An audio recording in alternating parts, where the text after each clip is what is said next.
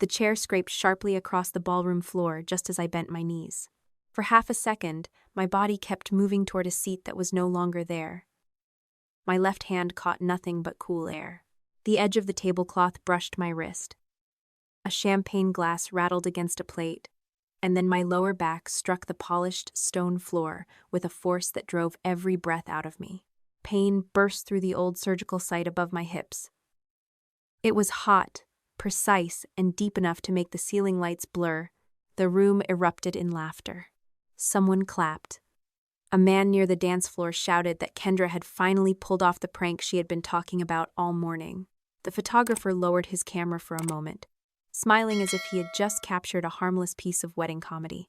My sister stood behind the empty space where my chair had been, one hand still wrapped around its carved wooden back. Her bridal veil trembled against her shoulders as she laughed. I tried to push myself upright. My palms slid against the floor. The muscles in my right leg responded, but my left leg felt distant, as though it belonged to someone lying several feet away from me. "Kendra," I managed to say. "I can't feel my foot."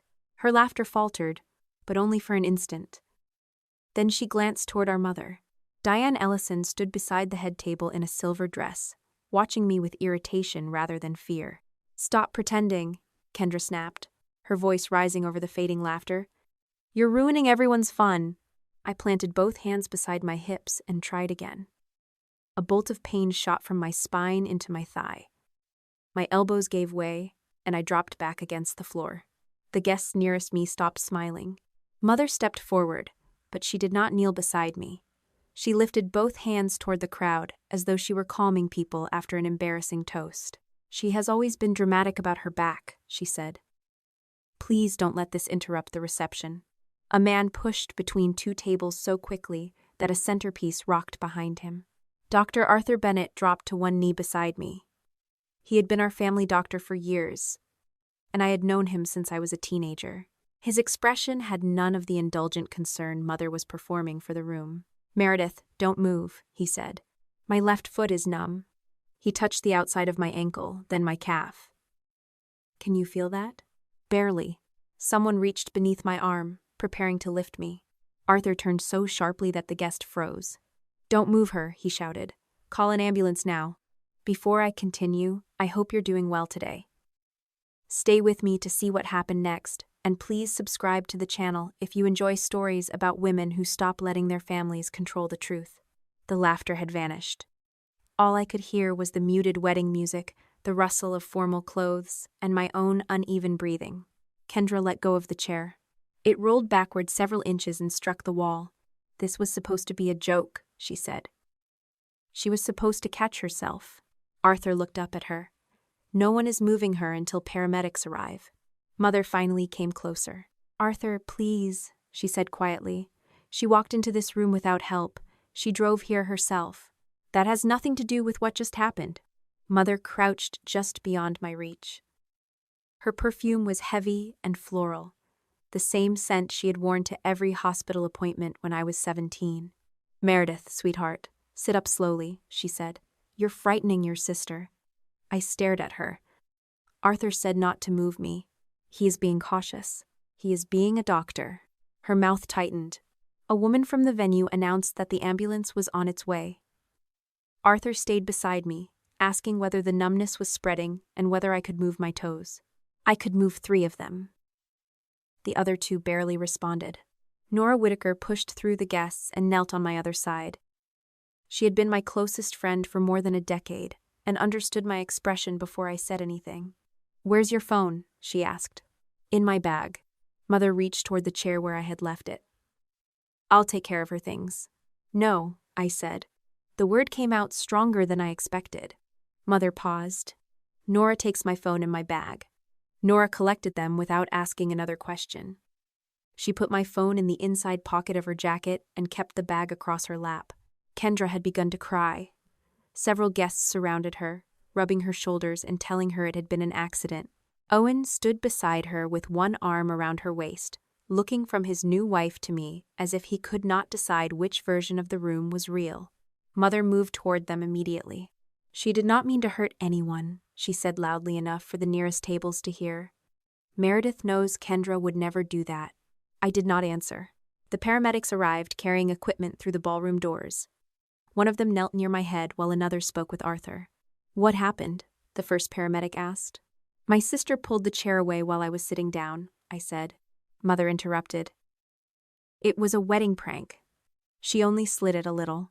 Kendra pulled it completely behind her, Nora said. The paramedic looked at me. Did anyone try to stand you up? My mother told me to sit up. My sister kept telling me to stand. Meredith, Mother said, that is not what happened. I turned my head toward the paramedic. Please write down exactly what I told you. He gave a small nod and continued his assessment.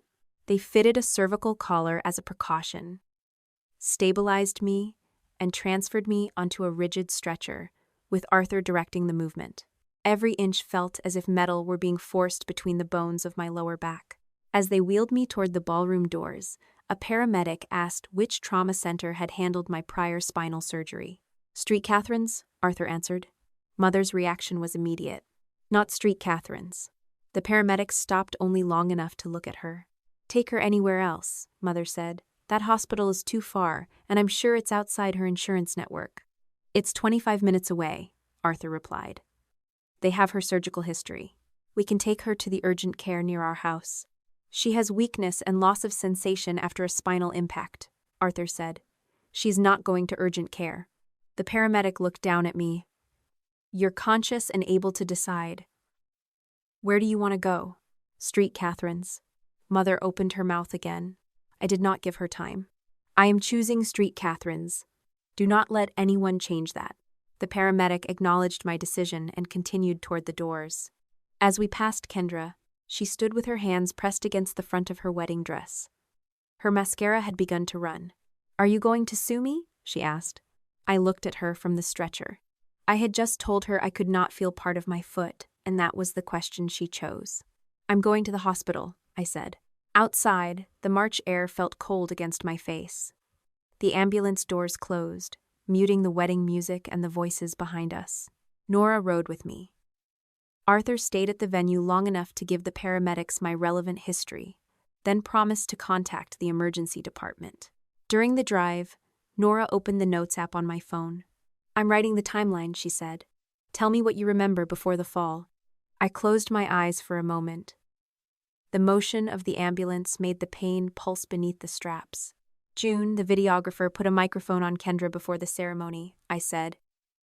She told her it would keep recording until they removed the transmitter. Nora typed. Mother watched Kendra before she pulled the chair, I continued. Kendra looked at her right after I said I couldn't feel my foot. Nora stopped typing. Do you think Diane told her to do it? I don't know.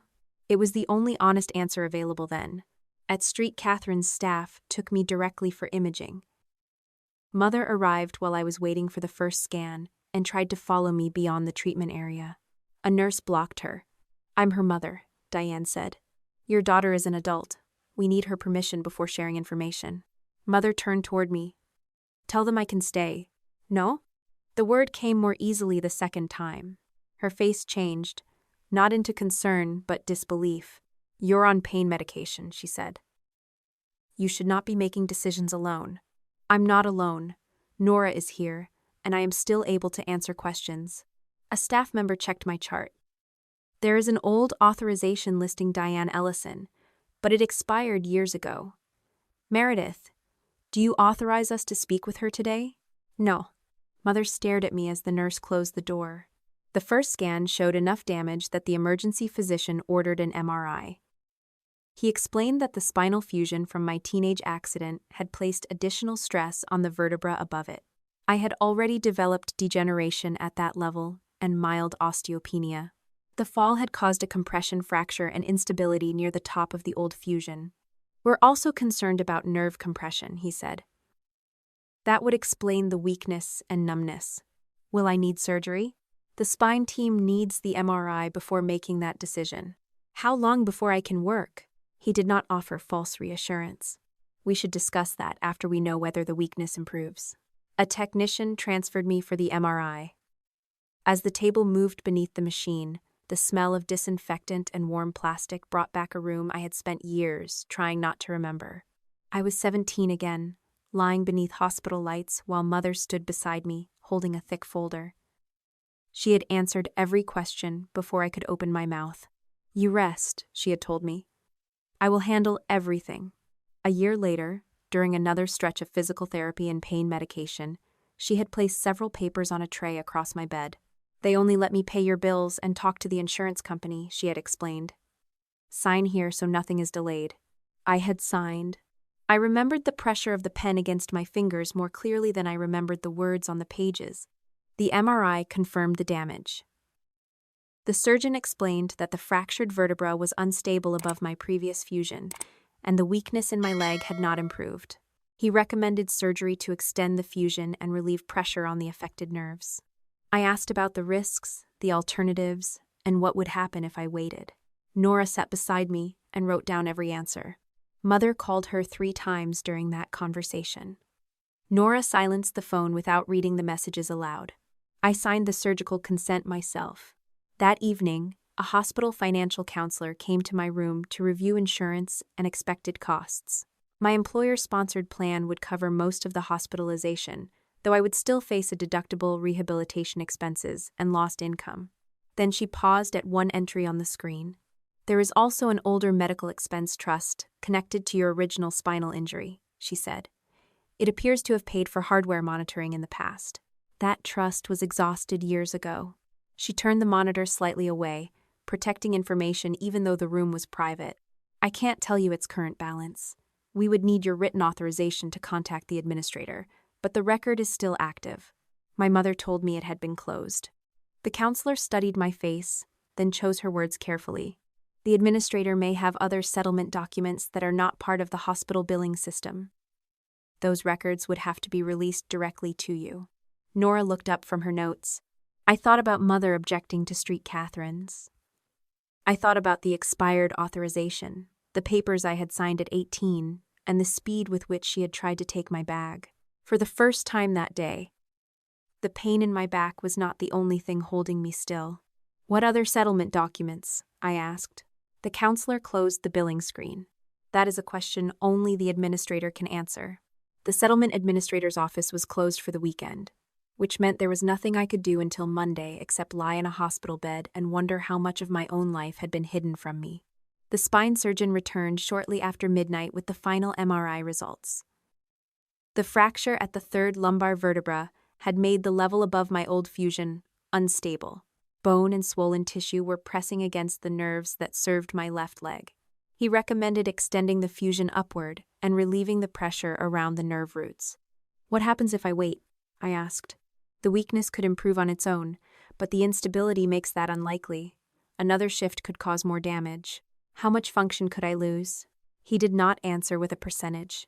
"That is what we are trying to prevent." I asked him to explain the procedure again without medical shorthand.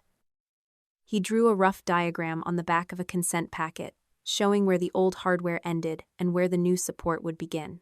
Nora wrote down the risks while I asked about infection, further nerve injury, recovery time, and whether the surgery would eliminate the pain. "It should stabilize the injury," he said. "It may improve the numbness and weakness. I cannot promise you will return to the condition you were in before the fall." I appreciated the honesty even though it frightened me. Mother had spent years presenting my ability to work as proof that my original injury no longer mattered. The surgeon was explaining something far more truthful. I had built a functional life around a damaged structure, and Kendra's joke had broken the balance that allowed it to hold. I signed the consent myself. The surgery took place Sunday morning. When I woke, my throat was dry. My back felt as though it had been tightened inside a metal frame, and a nurse was asking me to move my toes. My right foot responded. My left followed more slowly, but all 5 toes moved. The relief that crossed the nurse's face told me how uncertain the outcome had been. Nora sat near the window with my phone charging beside her. She had changed out of her wedding clothes and into jeans and a sweatshirt someone had brought from her apartment. "How long was I out?" I asked. "A few hours." The surgeon said everything went as planned. "Did my mother come back?" "She tried." I turned my head toward her. Nora lifted the phone. "She called the nurse's station, the front desk, and me. She also told your aunt that I was isolating you while you were under the influence of medication." That was fast. She had plenty of practice. I wanted to smile, but even a small movement pulled against my incision. Nora handed me water through a straw. Kendra posted that the wedding ended early because you had a medical episode. She pulled my chair. I saved the post. Do not respond. I wasn't planning to. I meant me. She understood. I had spent most of my career teaching other employees not to react before the facts were preserved. Yet anger kept rising through the medication. I wanted to type one sentence that would make every guest remember exactly what they had seen. Nora placed the phone farther away. You can answer them after your nervous system stops being the emergency, she said. That afternoon, Arthur came to see me. He entered quietly, carrying no flowers and no expression that suggested a social visit. He closed the door after confirming I wanted to speak with him, then pulled a chair near the bed. I owe you an explanation, he said. About my mother?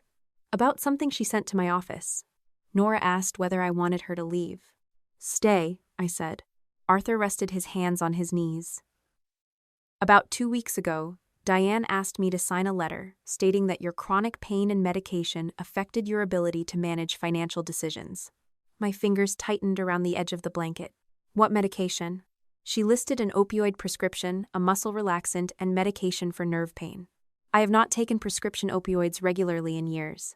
I know, that was one reason I refused. What was the letter for? She said an attorney needed it to help with a temporary conservatorship petition. The room seemed to narrow around his words. A conservatorship over me? She claimed you had begun making impulsive decisions about an old settlement and that someone needed authority to protect the funds. I did not even know those funds still existed. Arthur looked down. That concerned me. Why didn't you call me? I tried the number listed in my office records twice. Your mother answered once and said you were sleeping. The second call went to voicemail. That number belonged to her house. I know that now. You have treated me as an adult for years. Yes. Then why was she still the primary contact? Arthur did not hide behind policy. Because I allowed an old arrangement to continue without verifying it. Diane had handled your appointments when you were young. When you became independent, I should have changed the system formally instead of assuming everyone understood the boundaries. I studied him. He was not asking me to absolve him. That made his admission easier to hear, but not easier to forgive. What were you planning to tell me at the wedding? Only that your mother had submitted paperwork in your name and that you needed to call my office Monday. I would not have discussed details in the ballroom. Did she know you planned to speak to me? I told her I would not sign anything without talking to you directly. That answered one question. Mother had not objected to Arthur's presence because she feared he would diagnose my back. She had feared he would establish direct contact with me before she finished whatever she was trying to do. Can you preserve everything she sent? I asked. Yes, I already instructed my office not to alter the portal messages or attachments. I want copies released to me and to my attorney once I have one. Arthur nodded. I will cooperate. That does not erase the fact that you let her stay inside my records. I understand. He looked older when he left than when he entered. Monday morning, Nora helped me call the settlement administrator. I completed several identity checks, answered questions about my original claim, and submitted a written request for every document associated with my name. The representative explained that the settlement created after my accident had two separate components. The first was the medical expense trust the hospital had identified. It had been used for uncovered treatment costs when I was younger. Its remaining balance was small, but it was still open because it had never been formally terminated. The second was a structured settlement annuity. I asked her to repeat the phrase. She explained that the annuity had issued payments at scheduled ages. Several had already been paid. A final payment of $420,000 was due on April 17th, 4 weeks away. I stared at the wall opposite my bed. My mother told me the settlement was exhausted before I finished college. I cannot comment on what she told you, the representative said. Our records show the scheduled payments were made according to the instructions on file. To what account? I can provide the account history after your document request is processed. I can tell you the current destination account was designated through a financial power of attorney. Diane Ellison? Yes. Can she change it again? There is a pending request to update the destination account for the final payment. My pulse began to climb. When was that request submitted? 3 business days ago. The request had been submitted before the wedding. Do not process it, I said. I cannot stop a valid instruction based solely on a phone objection. You can submit a formal revocation or have counsel contact our legal department. I am adding a dispute notation, but you need to act quickly. I want every communication in writing. I will send the process to your verified email. After the call ended, Nora remained silent while I absorbed the dates. Mother had approached Arthur about conservatorship 2 weeks before the wedding. Someone had submitted a new destination account 3 business days before Kendra pulled my chair. Arthur had intended to speak with me at the reception. The prank had not been invented because Kendra was bored. It had been timed. Mother called 10 minutes later. Nora looked at the screen. You do not have to answer. I need to know what she thinks I know. I turned on speaker, but did not record the call. Texas law might have allowed me to, but I did not want to improvise evidence while medicated and exhausted. Nora opened her notes instead. Meredith, Mother said, I have been trying to reach you. The hospital knows I do not authorize them to share information with you. I am your mother. That is not an authorization. She exhaled sharply. Kendra has not stopped crying. Her wedding has been destroyed, and now people are saying she injured you on purpose. She pulled the chair on purpose. It was a joke. There is a difference. The fracture does not know the difference. Her voice softened, which meant she was about to ask for something. I only want to make sure your bills are handled, she said. You are on strong medication, and this is not the time to make financial decisions. Tell the hospital I can continue managing the settlement account until you recover. Why is there a final annuity payment due next month? Silence stretched across the line. Who told you that? The administrator. You should not be calling financial offices in your condition. That is not an answer. That money was structured for the family because the entire family suffered after your accident. My name is on it. I gave up years of my life taking you to therapy. Your father worked overtime. Kendra spent her childhood in waiting rooms. Do not reduce that history to a name on an account. Did I authorize you to use my payments for Kendra's company? You authorized me to handle the funds, for my benefit. Keeping the family stable benefited you. There it was. Mother did not sound like someone who believed she had stolen anything. She sounded offended that I questioned her right to decide what belonged to me. Do not submit another instruction in my name, I said. You are confused. I am ending this call. If you revoke my authority while you are on those drugs, an attorney may have to ask the court whether you are capable of making that decision. The threat was wrapped in concern, but it was still a threat. Then let the court look at the facts. I ended the call. Nora saved her notes and sent them to my email. For the first time, I understood that Mother's favorite weapon had never been anger.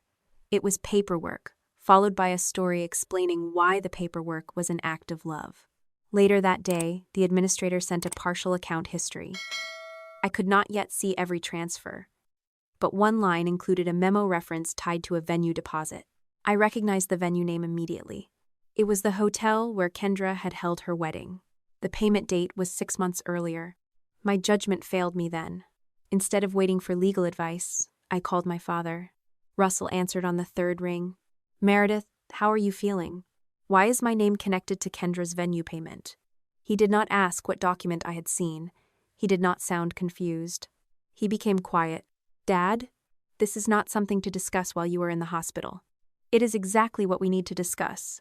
Your mother handled the accounts. She was trying to keep everyone afloat. With my money? Let us handle this as a family. The phrase told me more than a confession would have. How much does she know I have discovered? I asked. What? You are going to tell her about this call as soon as we hang up. Meredith, do not turn this into a war. It became a war when you used my name and decided I was not allowed to know. I ended the call. But the damage was already done. Nora had been standing near the window. You warned them. I know. I hated how quickly I had abandoned the caution I expected from everyone else. I had wanted my father to deny it convincingly. Some part of me had still been searching for one parent who had not known. Instead, I had given them time to move. Nora contacted a lawyer she knew through a former colleague. By that evening, Camille Reyes was speaking with me by secure video. She listened without interrupting while I explained the trust, the annuity, the conservatorship letter, the pending account change, and my call to Russell. When I finished, she asked one question. Has the administrator confirmed whether the destination change has been approved? Not yet. Then we still have time.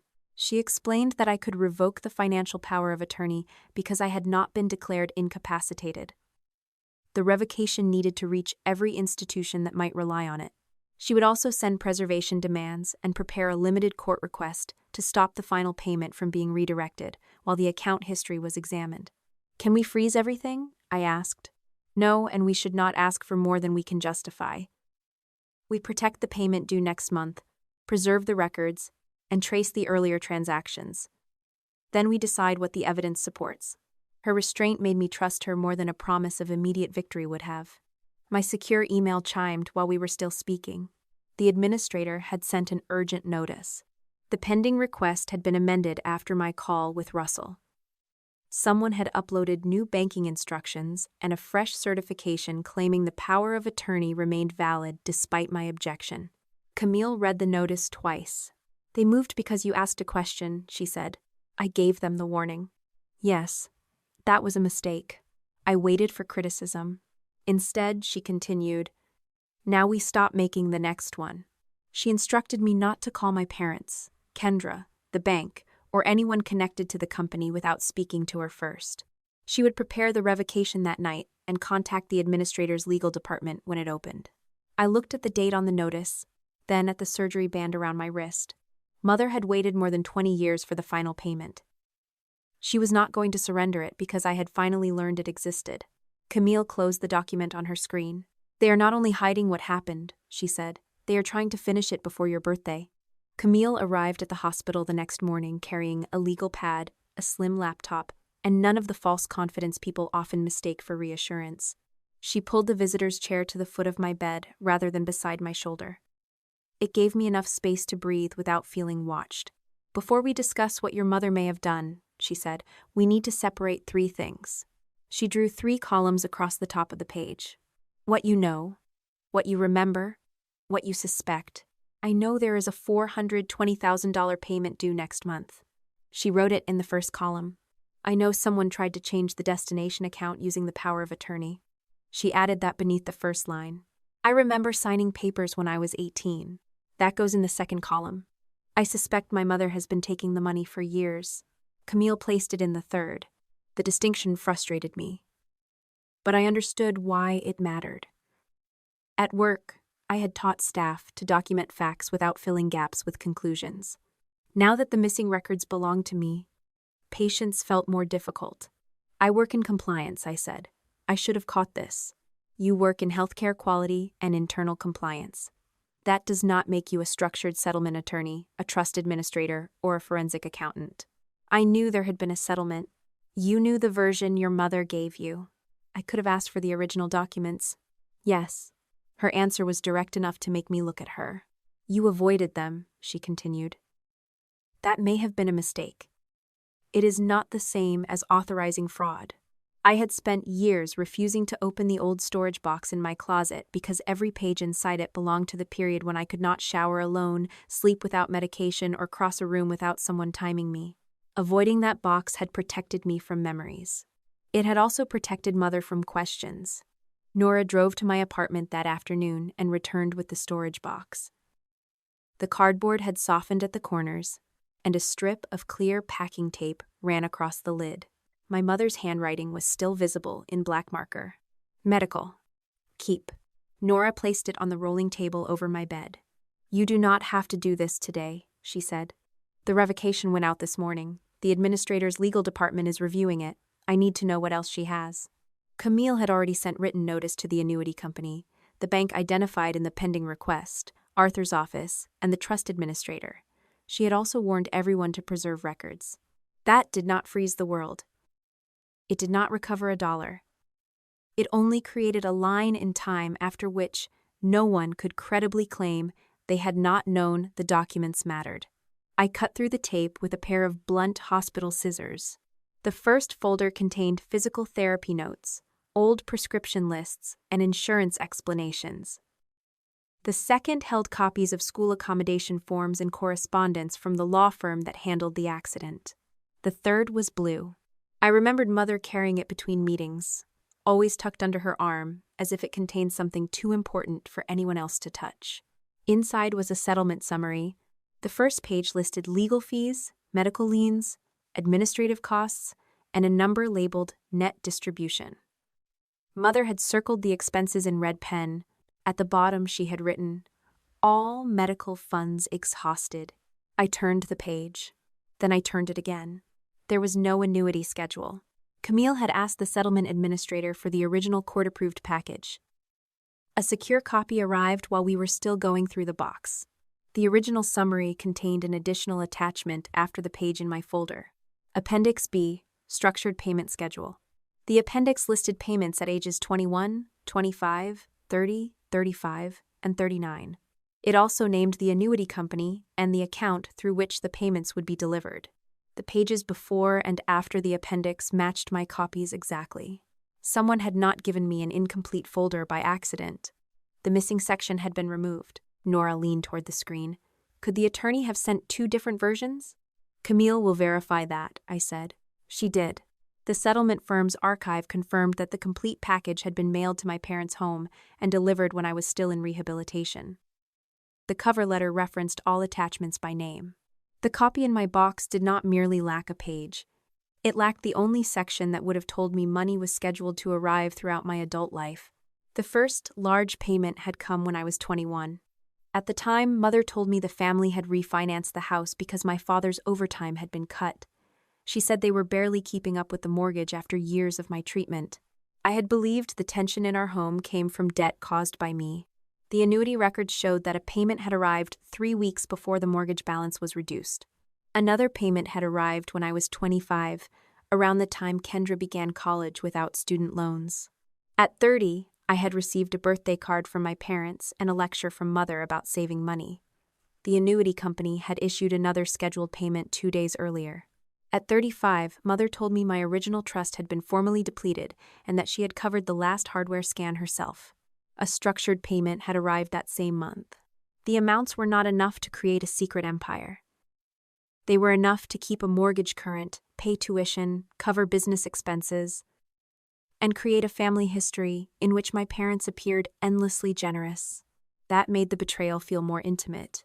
Mother had not stolen money to flee the country or buy a private estate. She had used it to improve ordinary family life while teaching me that I was the reason ordinary life had been so difficult. Camille filed the civil complaint 2 days after my surgery. She explained every request before submitting it.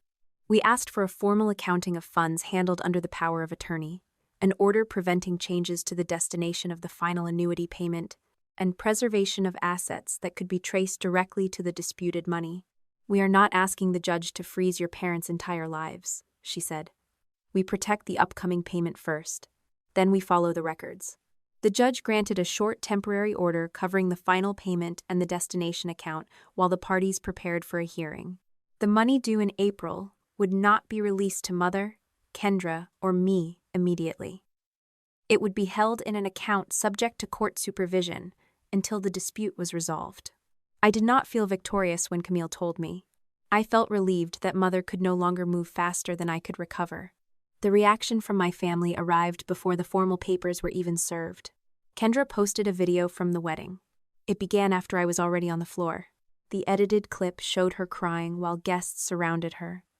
It showed me raising my voice when Mother tried to answer for me. It showed the paramedics taking me away and Kendra asking whether I planned to sue. The chair being pulled was missing. Arthur's warning was missing. Mother telling me to stand was missing. Kendra wrote that an innocent wedding prank had become a family legal attack because her sister had always resented her happiness. By evening, relatives I had not spoken to in years were sending messages. One aunt said I should settle privately before I destroyed Kendra's marriage. A cousin asked whether I was really taking money from a small business that supported employees. Another relative wrote that my parents had sacrificed everything for my health and deserved gratitude rather than court papers. I read each message once.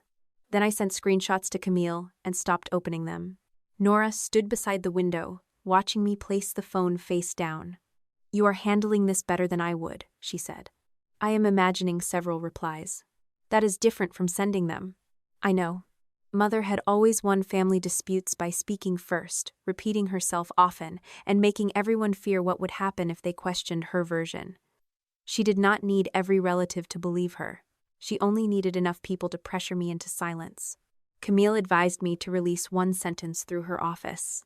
Meredith Ellison is recovering from a documented spinal injury and has requested a lawful accounting of funds held or managed in her name. There was no accusation, no medical detail, and no response to the edited video. Kendra called it cold. Mother called it threatening. I called it accurate. My discharge was scheduled for the following day.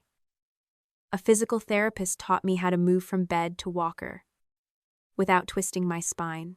The first attempt left sweat cold across my neck and my left leg trembling beneath me. Nora stood close enough to catch me but kept her hands away until I asked. "I can do it," I said. "You can also fall." "I am not going to fall. You already nearly did yesterday when you tried to reach your bag. That was different. You hid how dizzy you were." I did not want a nurse following me to the bathroom. Nora's expression tightened. "You are acting like accepting help means I get ownership of the story. That is not what I said. It is what you keep proving." I gripped the walker harder than necessary. All my life, Mother had turned assistance into authority. She drove me to therapy, so she spoke for me. She handled bills, so she controlled the money. She sat beside my hospital bed, so she later claimed part of the settlement belonged to her.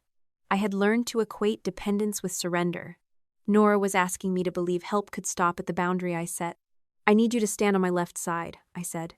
She moved there without comment. "If I say do not touch me, do not touch me. I won't. If I ask for help, help me without explaining why I should have asked sooner." A small smile appeared at the corner of her mouth. "That will be harder, but I agree." I took 3 slow steps.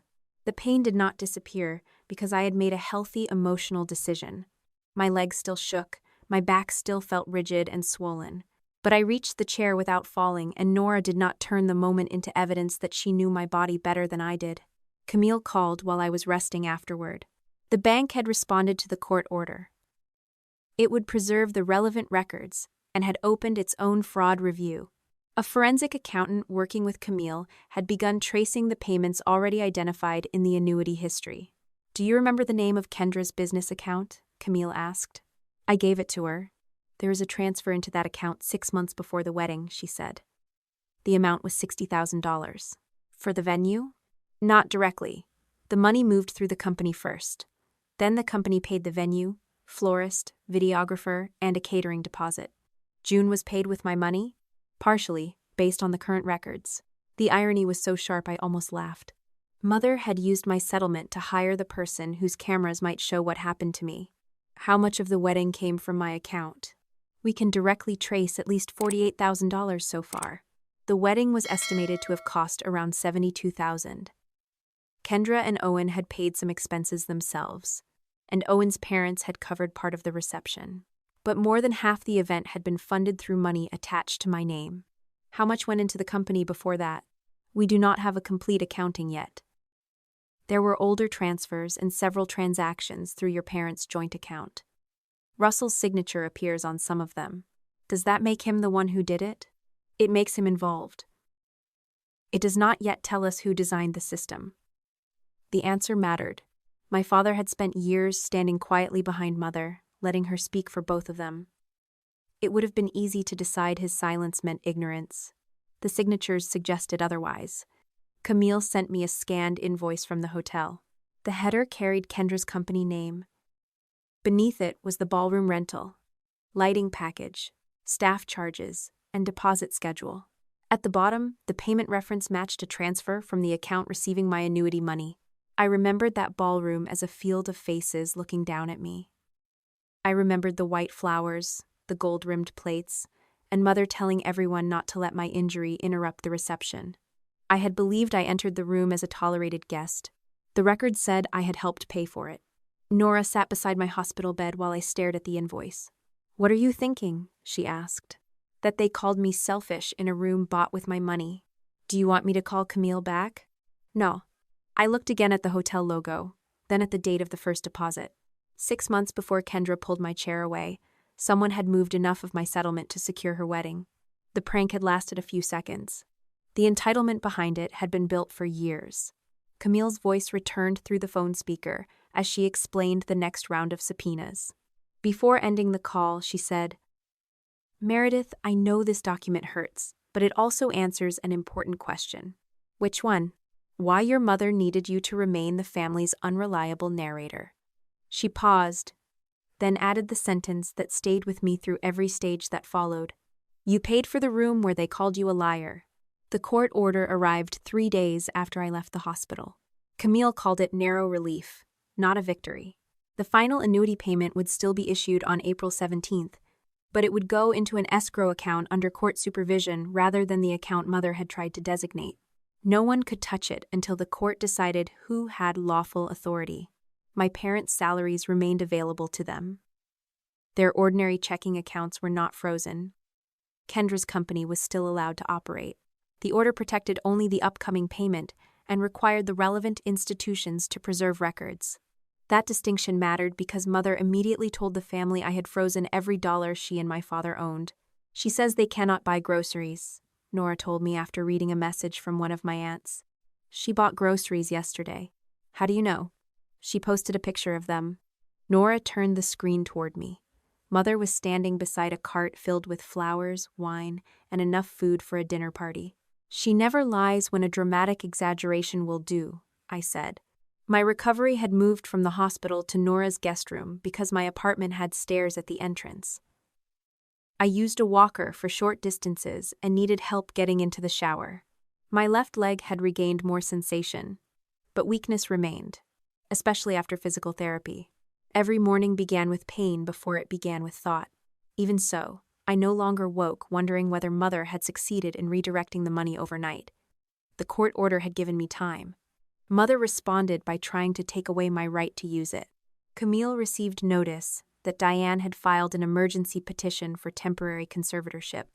The petition described me as confused, medicated, emotionally unstable, and vulnerable to manipulation by Nora and Camille. Mother attached the edited wedding video, a list of medications from my surgery, and old messages in which I had complained about pain. She also claimed I had suddenly attempted to seize family assets I had knowingly allowed her to manage for years. "She is asking a court to decide that you cannot handle financial matters," Camille explained. "Not permanently at this stage. She is seeking temporary authority while the dispute is reviewed." "Can she get it?" "She can ask. That is different from proving it." Mother's petition included the unsigned letter she had wanted Arthur to endorse. His name appeared at the top, but his signature line was blank. She submitted it anyway, describing it as a medical summary prepared through his office. Arthur's attorney responded within a day, stating that he had refused to sign the document and had not concluded I lacked capacity. Camille recommended an independent evaluation before Mother could use the surgery or medication to create doubt. I agreed immediately. The evaluator met with me by secure video first, then in person once I could tolerate the trip. She asked about the settlement, the court case, my medications, my work, and the consequences of different financial decisions. She did not ask whether I was angry with my mother as though anger erased judgment. She asked whether I understood what anger might lead me to do. "I called my father before speaking to counsel," I said. That warned them I had found the venue payment. Was that a good decision? No? What did you do afterward? I stopped direct contact, hired counsel, revoked the power of attorney, and asked for limited relief rather than control over every family asset. She made a note. Why limited relief? Because the disputed payment was the immediate risk. Freezing unrelated assets would have been broader than the evidence supported. The questions continued for almost 2 hours. When the report arrived, it stated that I understood my assets, legal options, medical condition, and the consequences of my choices. Pain and prescribed medication affected my stamina, not my decision-making capacity. Mother's petition failed. She did not withdraw it. The judge denied the emergency request and required any further attempt to meet a higher evidentiary standard. I read the order twice. Mother had used my injury as proof that I needed her. The court had recognized that needing help to stand did not mean needing someone else to own my decisions. Kendra called the next morning. I let it go to voicemail. Her message began with crying and ended with an accusation. "You're destroying the company over money you were never even using. I have employees with rent and children. At least call me before you ruin other people's lives." Camille advised me not to meet her alone. Kendra's lawyer proposed a conversation at Camille's office, limited to the civil dispute. By then I had progressed from a walker to a cane for short distances, though Nora still drove me. The conference room had a straight-backed chair waiting at the end of the table. I paused before sitting. No one commented. Kendra entered wearing a cream coat and dark glasses. She looked smaller without the wedding dress and the crowd around her, but not less defensive. Her attorney sat beside her. Camille sat beside me. Nora waited in the lobby because I had decided I did not need her in the room. Kendra removed her glasses. Her eyes were swollen. I did not know Mom had been taking settlement money for years, she said. Camille did not answer for me. When did you first see my name connected to the business account? I asked. After the wedding. What date? I don't remember. You told me in the hospital you had never seen anything. I was panicking. That was not my question. Kendra looked at her lawyer, who gave a slight nod. I knew Mom moved money between family accounts, she said. She always handled that stuff. Did you know one of those accounts had my name on it? Not in the way you are making it sound. How did it sound when you saw it? She leaned back. You have no idea what it was like growing up after your accident. The change of subject was so familiar that it almost calmed me. Every time a question came too close to Mother's conduct, someone reached into my medical history and pulled out a reason I should stop asking. Kendra, when did you see my name? I spent half my childhood waiting outside physical therapy rooms. Mom missed my school events. Dad worked constantly. Every birthday, every holiday, everything depended on how your back felt. I did not choose the accident. I know that. Then why are you saying it as though I owed you repayment? Her voice tightened. Because you got all of them. All of what? The attention, the concern, the excuses. If you were tired, everyone understood. If I was angry, I was selfish. Mom told me the settlement was meant to compensate the whole family because the whole family suffered. There was pain beneath her anger. I could hear it without accepting the conclusion she had built from it. You deserved parents who showed up for you, I said. You did not deserve my money. You were not using it. I did not know it existed. Mom said you signed control over to her. For my benefit. She said the family was your benefit. And that answer was enough for you? Kendra looked away. Her attorney intervened. The company is facing immediate pressure because expected capital did not arrive. My client is asking whether a portion of the escrow can be released pending accounting. No, I said. You did not let me finish, Kendra snapped. I understand the request. The answer is no. My employees had nothing to do with this. Neither did I when you signed contracts using money attached to my name. You are going to shut down everything I built. If the business cannot survive without money you had no right to receive, I am not the person who destroyed it. Kendra's face hardened. For a moment I saw the same expression Mother wore when concern stopped working and control had to become visible.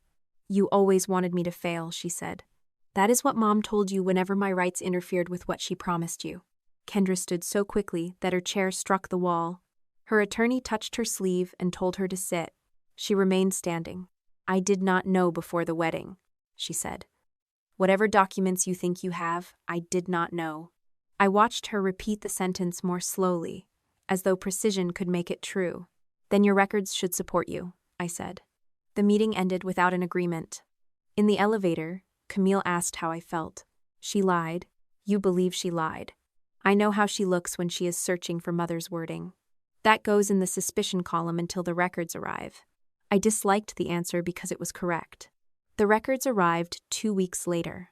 Civil Discovery had produced the loan package Kendra submitted when her company expanded 6 months before the wedding. She had applied for a line of credit to cover equipment, vendor deposits, and the larger events she hoped to book. The bank had not sent her private information by mistake. Kendra had included the document herself. A proof of funds attachment showed $60,000 in an account bearing my full name. The statement had been downloaded and added to the application from Kendra's company email. Below it was an email exchange between Kendra and Mother. Kendra had written, "Why is Meredith's name on the money you transferred?" Mother replied, "Because it came from the settlement account, but she signed authority to me years ago. It belongs to the family, and this is your share of what we all sacrificed." Kendra's next message arrived 12 minutes later. Will she ever be able to ask for it back? Mother answered, Not if the authority stays in place. Stop worrying and sign the papers. Kendra signed the loan documents the following morning. The timestamp was 6 months before the wedding. I read the exchange again, searching for something that made her less aware. She had not known the complete history. She may not have known how many payments Mother had taken or how the power of attorney was supposed to be used. But she had known the money carried my name. She had known I might ask for it back. She had chosen not to ask me. Camille placed the loan package beside the email. "This does not prove Kendra understood every legal violation," she said. "It proves she knew enough to question the source, and proceeded anyway." I thought about our meeting. Kendra had sat across from me and said she learned the truth after the wedding. She had blamed panic, childhood, and Mother's explanations. She had not learned the truth after she hurt me. She had walked into that ballroom already knowing enough. By the time I saw Kendra's second video, more than 12,000 people had watched it. She sat in the living room of the house she shared with Owen, wearing a pale sweater instead of bridal white. There was no music behind her, and no dramatic editing beyond a close frame designed to make the swelling beneath her eyes impossible to miss. She said she had remained silent because she wanted to protect the family. Then she spent 9 minutes telling strangers that I had threatened her business, ruined her honeymoon, and used a harmless wedding prank as an excuse to take money that our parents had managed for decades. She never said she had pulled the chair completely out from beneath me. She called it moving the chair. She never mentioned that I had lost sensation in my foot.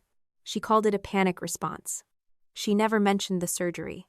She said I had chosen to remain in the hospital for observation. At the end, she held up a printed copy of Camille's civil complaint. "My sister is trying to take everything my husband and I built," she said.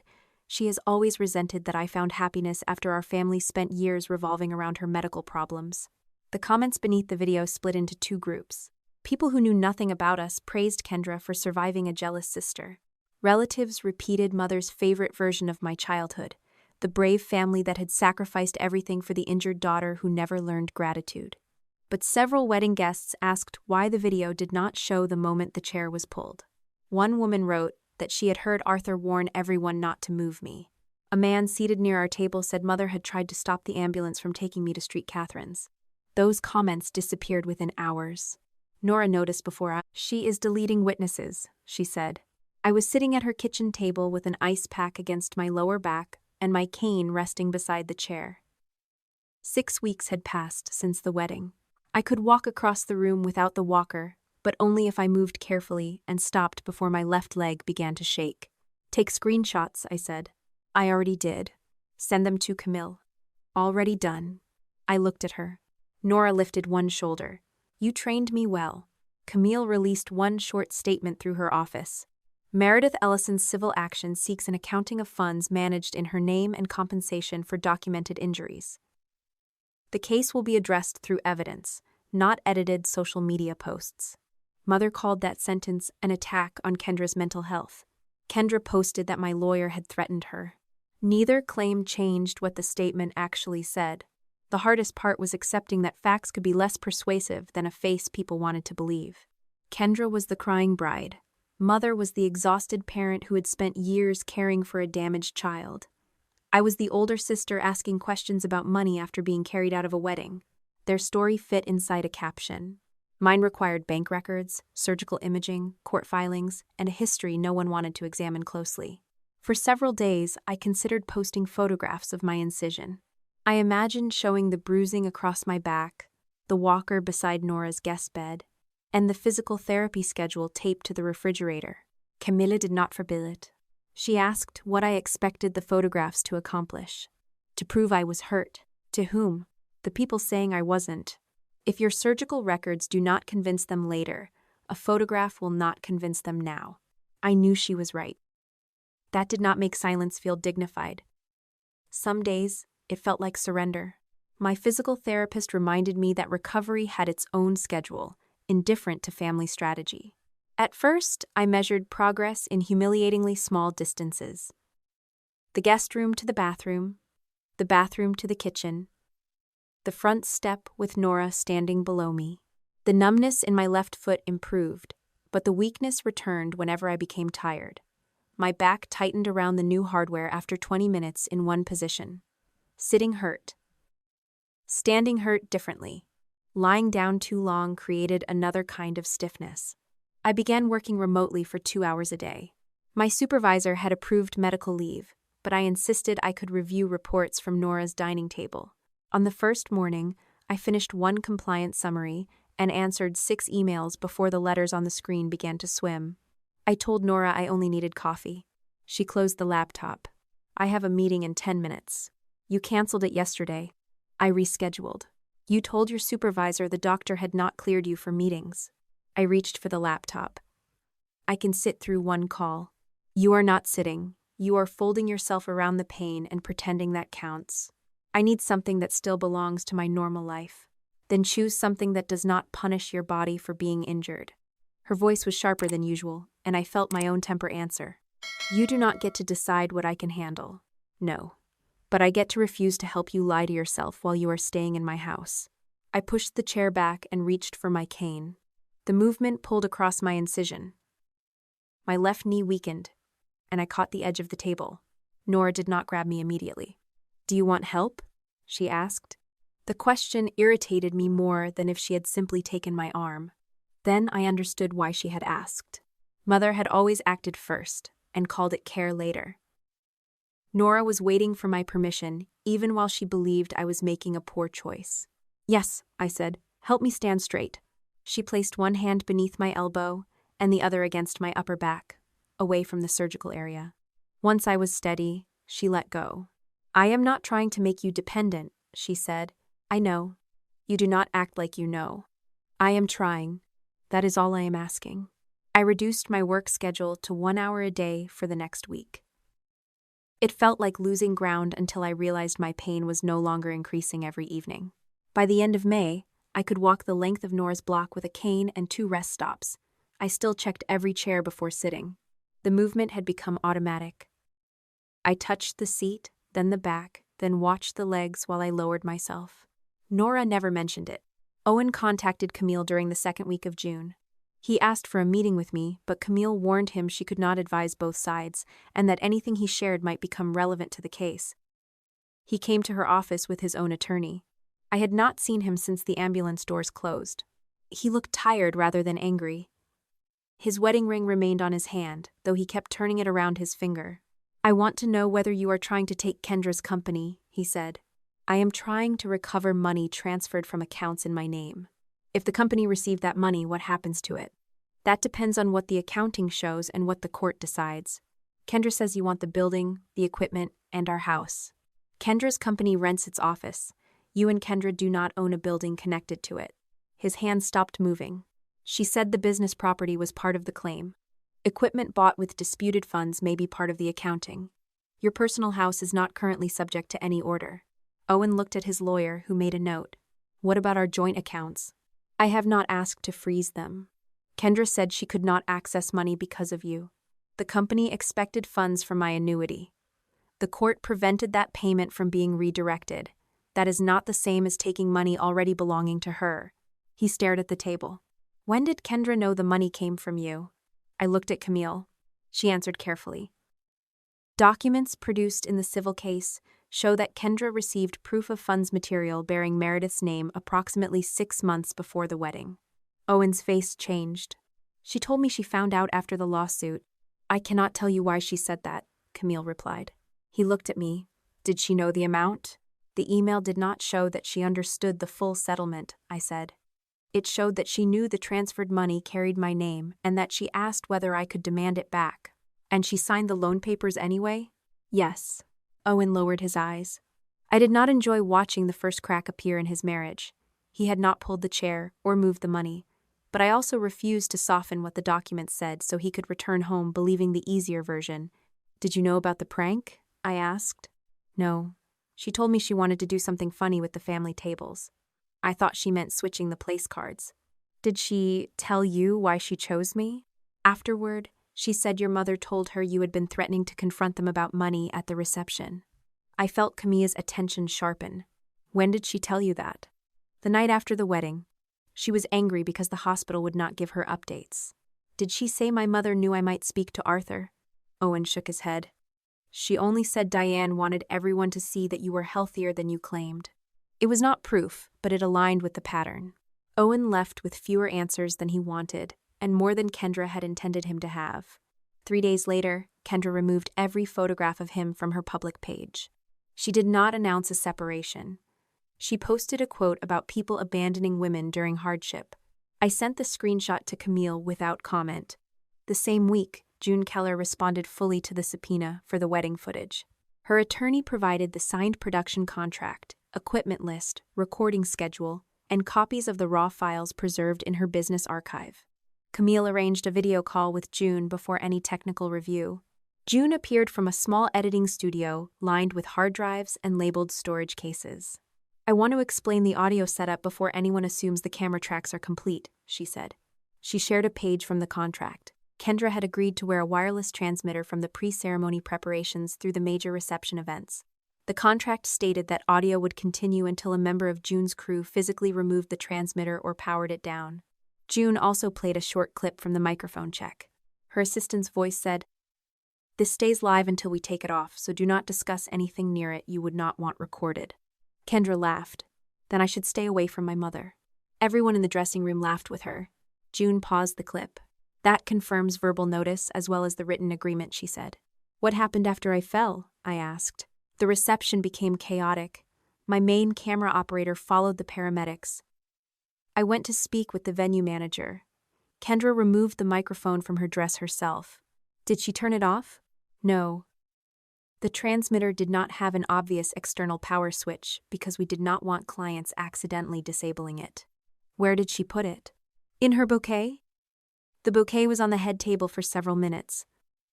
Later, one of my assistants found the transmitter beneath the flowers and powered it down. June explained that the wireless signal had been sent to 2 places. One track went into the main camera. A second went into an independent recorder at the sound station. The public wedding video had used selected camera audio. The independent recorder contained a continuous track. Did you listen to it? Camille asked. Only enough to confirm the file was not corrupted. Once I heard discussion about deleting footage and money, I stopped. I preserved the original card and contacted counsel. That decision mattered. June had not spent days listening for scandal or distributing private conversations. She had recognized potentially relevant evidence and preserved it. She displayed the file information. The audio began before the ceremony and continued for 22 minutes after the moment where Kendra's public video ended. A waveform stretched across the screen. Most of it showed loud music, applause, and overlapping voices. After the fall, the levels changed as the bouquet moved from Kendra's hands to the table. June selected a short section she had already reviewed with her attorney. The first sound was fabric brushing against the microphone. Kendra's voice came through, distant and uneven. What am I supposed to do now? Mother answered from closer to the table. Do not apologize. The recording was not clean. Music thudded beneath the voices, and someone moved a chair nearby. But Mother's words were understandable. Kendra said something the microphone did not fully capture. Mother replied, louder this time. If you apologize, she will use it against you. The preview ended. No one spoke for several seconds. I had heard Mother defend Kendra in the ballroom. I had seen her choose the bride's embarrassment over my body. Hearing her privately instruct Kendra not to apologize was different. It meant her public behavior had not been panic. It had been strategy. Camille asked June to stop playback until a forensic examiner could create verified copies, calculate file hashes, document the equipment chain, and preserve the original media. June agreed. How close was my mother to the bouquet? I asked. Based on the secondary camera, she stood beside the head table several times after the paramedics arrived, June said. Sometimes within 2 or 3 feet. Would the microphone capture her clearly? Some parts better than others. The music and crowd noise will matter. I do not want to promise what an examiner can recover. I respected the answer. Every new piece of evidence had taught me the same lesson. Truth did not become stronger because someone exaggerated it. The cleanest case came from stating exactly what a document, image, or recording could prove and refusing to make it carry more. June opened the recorder log one final time. There is something else, she said. The sound station generated markers whenever the transmitter signal peaked. Several markers appeared after Mother's order not to apologize. One was labeled manually by June's assistant during the preservation review. Payment. Another appeared 6 minutes later. Delete footage. Camille leaned closer to her screen. Did your assistant hear those phrases? She heard enough to flag the sections, but she did not enhance or transcribe them. When can the examiner receive the original card? It is sealed and ready. I looked at the waveform continuing beyond the point where my family believed the wedding record had ended. Kendra had pulled the microphone from her dress and buried it beneath flowers, thinking she had removed the witness. Instead, she had placed it closer to Mother. June closed the preview window. The microphone stayed live, she said, and your mother kept talking. The forensic review took place in a conference room at Camille's office 3 weeks later. By then, I had moved back into my apartment. Nora still drove me to physical therapy and stayed nearby when I used the stairs, but I no longer needed help with every ordinary task. I walked with a cane, rested often, and kept a folded cushion in the car because hard chairs made the muscles around my fusion tighten within minutes. The conference room chair had wheels. I asked Camille's assistant to replace it with one that could not move. No one asked why. June arrived carrying the original memory card inside an evidence bag. Her attorney came with her. A digital forensic examiner named Thomas Reed documented the seal, photographed the card, and copied the data onto 2 encrypted drives. He calculated a digital hash for the original file and each verified copy. Camille explained that the hash functioned like a fingerprint. If anyone altered even a small part of the file, the value would change. The technical process lasted longer than the listening. That was intentional. The recording mattered only if June could prove where it came from. Thomas could prove it had not been edited, and the original media remained protected. When Thomas finished, he placed the source card back inside a new sealed bag. "We will work from the verified copy," he said. June opened a synchronized video from a secondary camera. The picture did not show every face clearly, but it established where the bouquet rested after Kendra removed her microphone. The flowers sat on the head table, less than 3 feet from where Mother stood. Thomas warned us that the audio would not sound like a private conversation recorded in a quiet room. "There is music, crowd noise, and movement against the transmitter," he said. "Some portions are clear, some are not. I will not fill in words that are not audible." "That is exactly what I want," I said. Camille looked at me. "You can stop at any point." "I know." June played the section recorded several minutes before the chair was pulled. Voices overlapped beneath the music. Someone laughed near the microphone. Silverware struck a plate. Then Mother's voice emerged, lower than it had been during the reception. "Arthur is going to talk to her," Kendra answered. "About what?" "I do not know exactly. He refused to sign the letter." "What do you want me to do?" There was a brief burst of noise as someone touched the microphone. Mother's next sentence was partly obscured. Thomas played it again without adjusting the file. This time I caught the final words. "Make sure Arthur sees her stand." Kendra gave a nervous laugh. "She stands all the time." "Then everyone should see how quickly she can do it when she is not expecting sympathy." The words were not a direct order to injure me. They were more revealing than that. Mother had wanted a performance. She had expected my body to produce evidence for her. Kendra lowered her voice. "What if she actually gets hurt?" Mother answered without hesitation. "She always says she is hurt." I pressed my thumb against the handle of my cane. For years, Mother had described my pain as a habit rather than a condition. Kendra had learned the same language so thoroughly that the possibility of injuring me became a debate about whether my reaction would be credible. The recording continued. Kendra said, "I will only move it a little." Mother replied, "Just enough that she has to catch herself." A waiter spoke nearby, and the conversation disappeared beneath the music. June advanced the file to the fall. The chair scraped. My body hit the floor.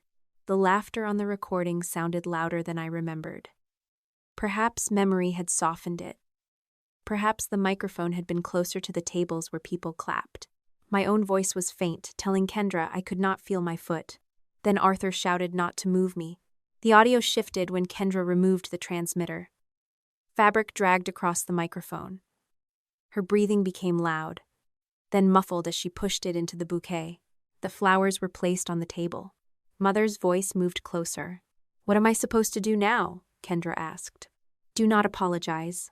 She cannot stand. She is making sure everyone watches her. Mom, Arthur looks scared. If you apologize, she will use it against you. A chair moved near the bouquet. Someone asked whether the ambulance had been called. Kendra whispered, "This was your idea." Mother's response was clear.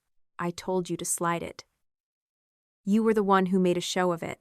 Kendra began crying. Mother did not comfort her. "Pull yourself together," she said. "The payment comes next month. She cannot start asking questions now." Camille paused the recording. No one spoke. The sentence connected the prank to the money more directly than anything we had found so far, but it also revealed the fault line between Mother and Kendra. Mother had designed the situation. Kendra had made it larger for the camera. Each was already preparing to blame the other. "Play the rest," I said. Thomas marked the timestamp before June continued. Mother's voice returned after several seconds of ballroom noise. "Finjun, what do I tell her?" Kendra asked. "That the family does not consent to footage of a medical emergency." I signed the contract. "Then tell her the bride wants it deleted. She will have backups. Tell Owen to handle it. No one needs to see what happened before Meredith went down." A male voice approached, and Mother stopped talking. The next clear section came several minutes later. Russell was speaking. "We need to leave this alone until Meredith is out of surgery." Mother answered, "We need to fix the account before she calls anyone else. She is going to notice now.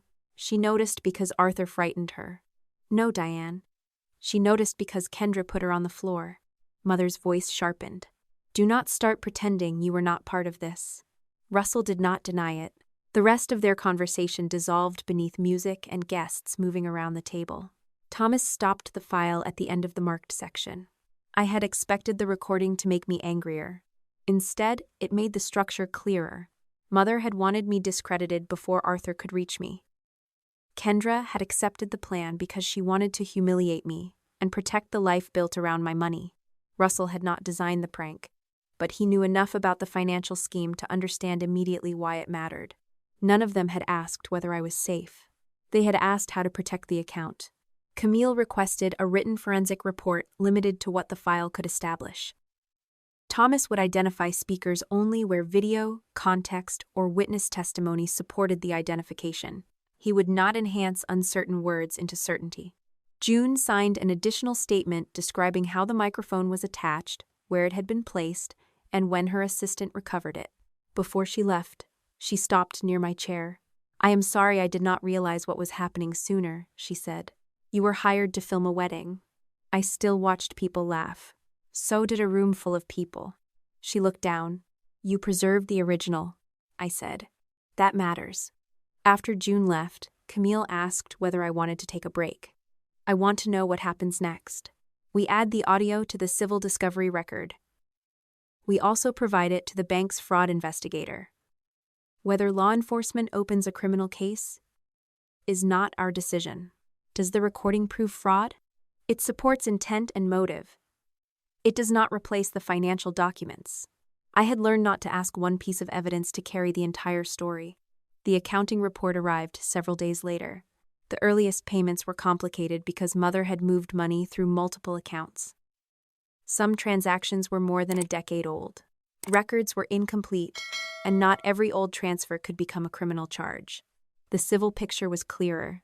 Payments from my annuity had reduced the mortgage on my parents' house, covered Kendra's tuition, funded deposits for her company, and paid a large share of the wedding. Russell's signature appeared on several transfers.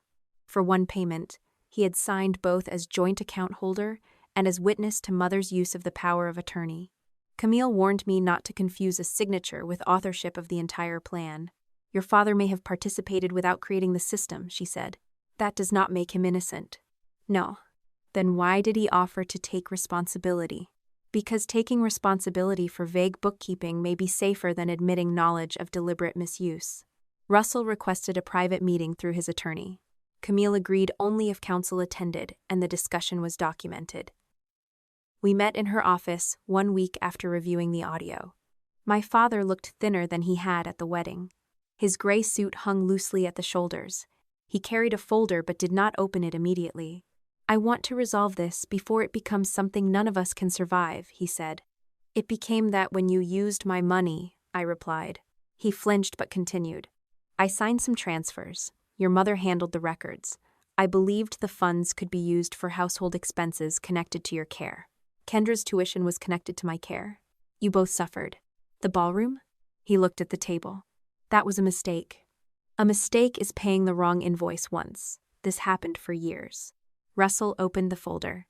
Inside was a draft statement accepting responsibility for financial decisions made through the joint accounts.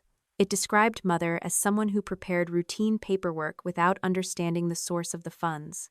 The statement was careful. It admitted enough to explain his signatures. It denied intent. It protected Diane. Camille read 2 pages, then set it down. This says you made the decisions, she said. I signed them. It says Diane did not understand the accounts. She trusted me. I watched his face. At the wedding, Mother had commanded the room while he stayed behind her. In the documents, her login changed addresses and prepared account instructions. In the audio, she discussed the payment and told him they needed to fix the account. His statement contradicted evidence he did not know we possessed.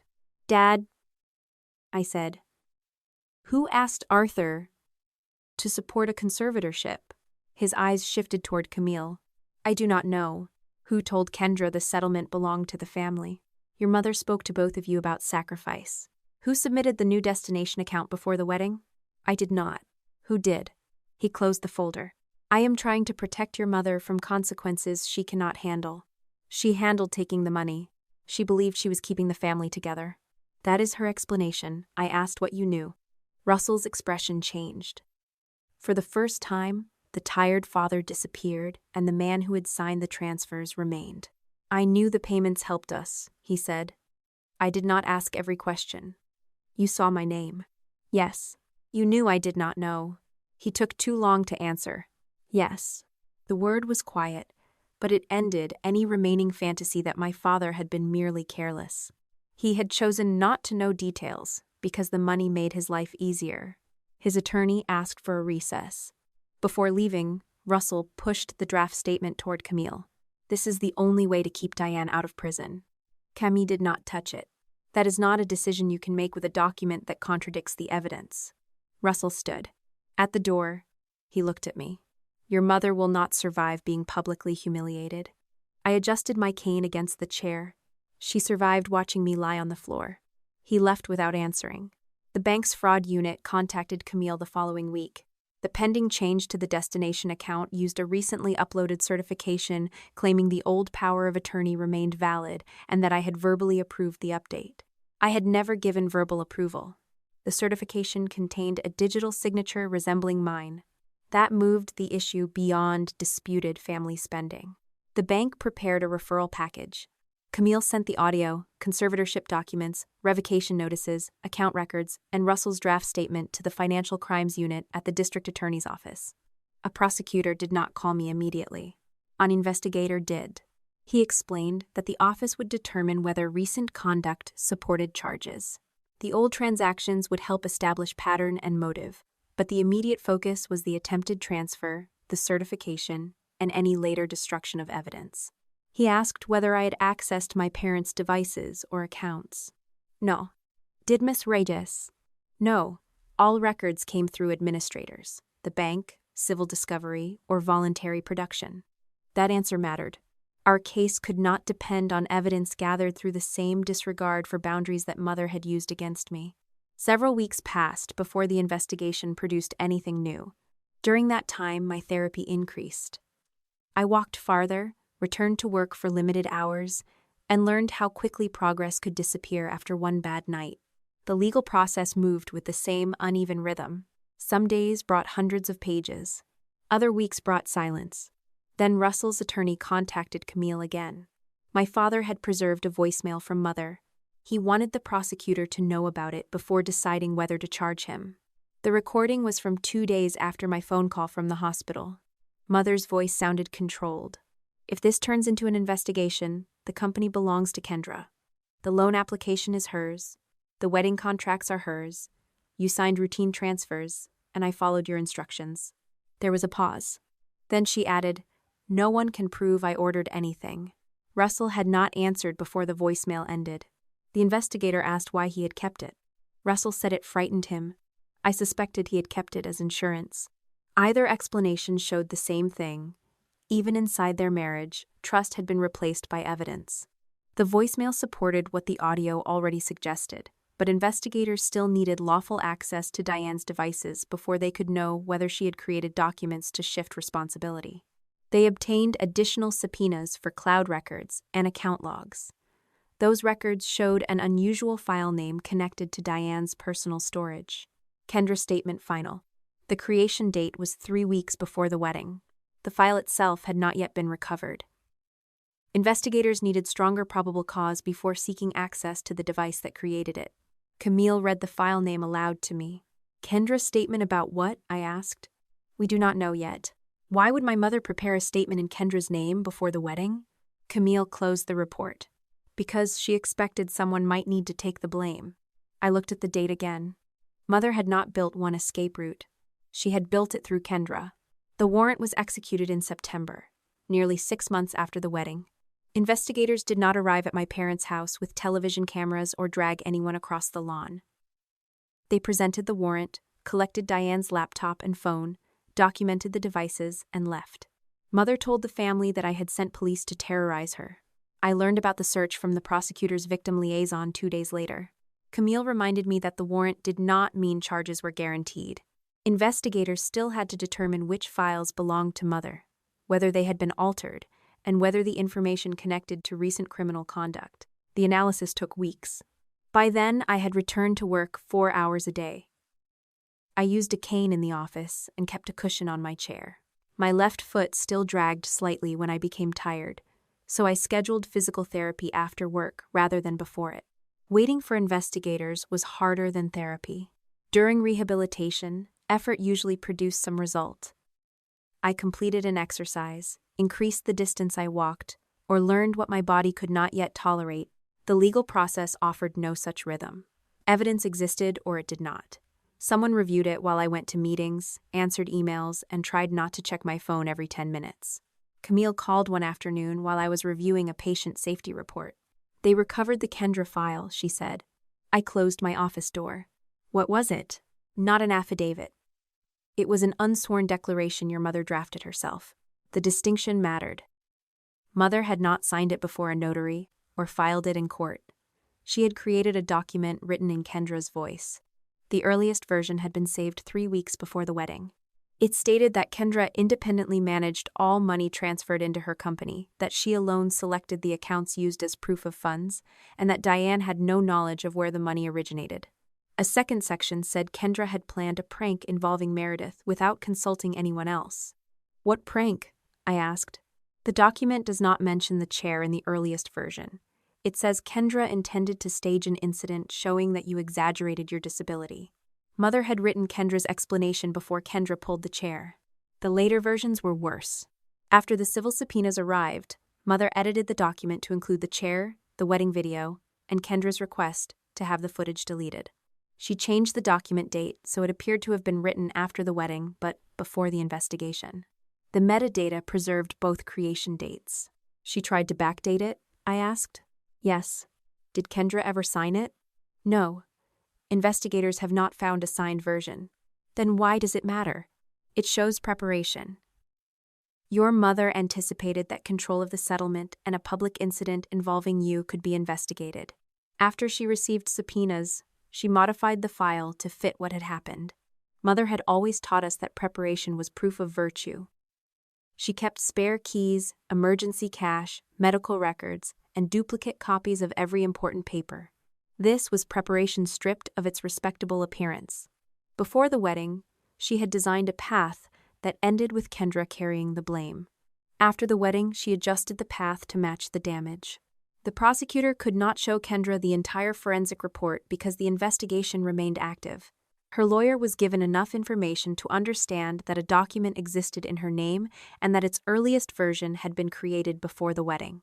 Kendra requested a meeting. This time, her criminal defense attorney attended along with the lawyer handling the civil case. Camille sat beside me, and an investigator observed from the other end of the conference table. Kendra entered without makeup. Her hair was pulled into a loose knot, and her wedding ring was gone. She looked at the investigator first. Did my mother write that I stole the money? She asked. Her attorney touched her arm. Let me handle the questions. I want to hear it from them. The investigator placed a redacted copy of the declaration on the table. Several paragraphs were blacked out, but the language blaming Kendra remained visible. She read the first page quickly. On the second page, her breathing changed. That is not how I write, she said. No one is claiming you wrote it. The investigator replied. She says I chose the accounts. Kendra turned another page. She told me which account to use. She sent me the statement. The investigator said nothing. Kendra reached the section about the prank. She planned it. Camille spoke for the first time. You suggested making it larger for the camera. Kendra looked at me. That was after she told me what you were trying to do. What did she say I was trying to do? She said you planned to corner Arthur at the wedding, accuse her of stealing, and make a scene in front of everyone. I did not know Arthur wanted to talk to me. I know that now. You also knew the money carried my name. Kendra closed the document. I knew your name was on one statement. Mom said you had given her authority. You asked whether I could demand it back. She said no. You chose not to ask me. Her eyes filled, but her voice remained steady. I believed her. For as long as believing her protected the company, Kendra looked toward her lawyers. I will give you my phone, she said. I will give you every email and every message, but I want an agreement. The investigator's expression did not change. Her criminal attorney interrupted. My client is willing to discuss cooperation under appropriate protections. Kendra looked directly at me. If I help prove Mom did this, I need you to stop trying to take the company. The company was funded with money taken from me. It supports people. So does my job. That does not give me permission to steal from a patient. You know what will happen if the company closes. I know what happened when it stayed open. She leaned forward.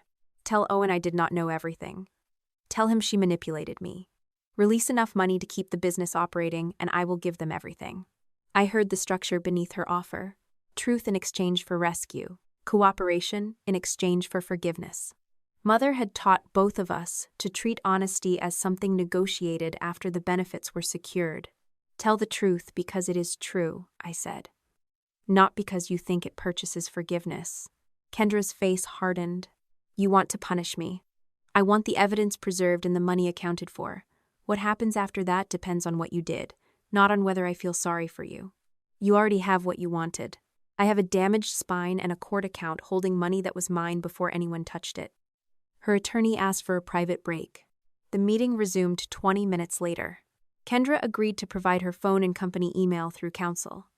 She signed a consent form defining what investigators could examine. Her lawyers requested that the prosecutor consider her cooperation when evaluating charges. No one promised probation, immunity, or a saved business. The phone confirmed that Mother had manipulated her. It also confirmed that Kendra had made choices of her own. 3 days before the wedding, Mother texted that Arthur might approach me and that the family needed everyone to see how easily I could move when surprised. Kendra replied, "A small pull will not show on camera." Mother answered, "It only needs to make her react." Kendra wrote, "I can make it bigger without making her fall hard." Mother responded with a thumbs up. After the fall, Kendra texted June asking whether the raw footage could be deleted because it showed a private medical emergency. June replied that she could not destroy contracted footage while an injury claim might exist. Kendra forwarded the response to Mother. Mother wrote, "Get Owen to pressure her. We cannot let Meredith control the story." There were messages about the money as well. 6 months before the wedding, Kendra had asked whether the transfer could expose her company. Mother told her the power of attorney made everything legal. Kendra replied, "I do not want Meredith showing up later and claiming I stole from her." Mother answered, "She will not know unless someone tells her." Kendra did not ask Mother to return the money.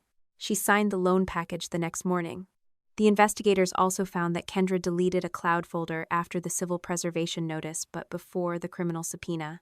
That deletion might support civil sanctions, but the prosecutor focused more closely on the messages she sent after the criminal subpoena was served. Mother told her to erase their wedding week conversation. Kendra replied, "I already deleted the thread from my phone." Mother wrote, "Delete it from the backup too." Kendra attempted to remove the cloud copy, but the provider retained logs and recoverable data. Her cooperation did not turn her into an innocent witness. It made her a witness whose testimony could be checked against her own misconduct. Owen learned about the recovered messages through the financial disclosures connected to the civil case and from Kendra herself. He requested a meeting with Camille, but she told him to speak through his own attorney. He did not need me to explain his marriage to him. In February, he filed for divorce. There was no child custody dispute because they had no children. There was no instant order removing Kendra from the house or cutting her off from every account. Owen's attorney advised him to direct future salary into an individual account and request temporary financial orders governing joint expenses. The court required both spouses to disclose accounts, company liabilities, disputed funds, and property purchased during the marriage. Kendra posted nothing about the filing. For the first time since the wedding, her public page went silent. She called me once from an unfamiliar number. I answered because I assumed it might be medical or legal. "Owen left," she said. I rested the phone against my ear. I heard he filed. "He says he does not know who I am. What do you want me to say? That mom made me believe all of it. She influenced you. She raised me. She raised me too. You got away." The sentence stopped me. I had moved out, built a career, and kept mother away from my accounts. Kendra had remained close enough to receive the rewards of obedience. She had believed that meant she was loved more. Now she was learning that proximity to mother had never meant safety. "You had chances to ask me," I said. "I thought you would take everything. Because that is what she told you." "Yes. You still pulled the chair." Her voice broke. "I did not think you would get hurt. You asked what would happen if I did. I thought she knew your medical history. She knew enough to know there was a risk. She decided the risk did not matter. And I listened." "Yes." Kendra became quiet. "Are you ever going to forgive me?" "I do not know. You could at least say maybe. I am not going to give you an answer because you are frightened of the consequences." She ended the call without saying goodbye. By autumn, the Financial Crimes Unit had completed enough of its investigation to present charges involving the attempted transfer of the final annuity payment, the false certification, the backdated declaration, and destruction of evidence after formal subpoenas. The older transfers remained important to the civil accounting and showed a pattern, but prosecutors did not pretend every transaction from 2 decades earlier could become a new criminal count. Russell negotiated first. He admitted signing transfers, benefiting from the money, and failing to challenge the use of the power of attorney. In exchange for cooperation, restitution, and testimony, prosecutors offered a resolution that did not require a long prison sentence. Kendra's attorneys negotiated separately. Her proposed agreement required her to admit making false statements, attempting to delete responsive data, and knowingly using proof of funds carrying my name. She would face probation, restitution, and the loss of any claim that the company assets were entirely legitimate. She did not like the agreement. She signed it because the alternative exposed her to greater risk. Mother refused every offer. Her attorney proposed a plea that included a reduced sentence if she admitted creating the false certification, attempting to redirect the payment, and altering the Kendra declaration after subpoenas. Mother rejected it. She said Russell had handled the accounts, Kendra had controlled the company, and I had manipulated both of them after inventing a dispute over money I had knowingly shared. Her attorney warned that the audio, metadata, bank instructions, and voicemail could be admitted at trial. Mother believed the jury would see a devoted parent who had managed an injured child's money for the good of the family. She believed my anger would make me look unstable. She believed Kendra's cooperation would look like betrayal, and Russell's testimony would look like cowardice. Most of all, she believed she could still control the meaning of every document once she stood in a room and explained it. In October, her attorney sent formal notice to the prosecutor. "My client rejects the offer. She wants a jury to hear what kind of daughter Meredith Ellison really is." My deposition began on a gray Monday morning in a downtown conference room that smelled faintly of coffee and printer toner. Camille sat beside me. A court reporter arranged her equipment at the end of the table. Across from us, Mother's civil attorney opened a thick binder filled with copies of my medical records, text messages, work emails, and social media posts. He began with my name, address, occupation, and medication list. Then he asked whether I hated my mother. "No," I said.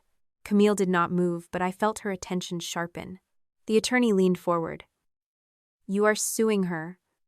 accusing her of stealing from you, and cooperating with a criminal prosecution. Yet you do not hate her? I do not need to hate someone to stop them from controlling my money. He changed direction. He asked about the pain medication I had taken after surgery, how long I had used a walker, and whether I had ever become confused while medicated. I was tired. I was nauseated. I was not unable to understand my decisions. Did you make any poor decisions? Yes. Camille had prepared me for that question.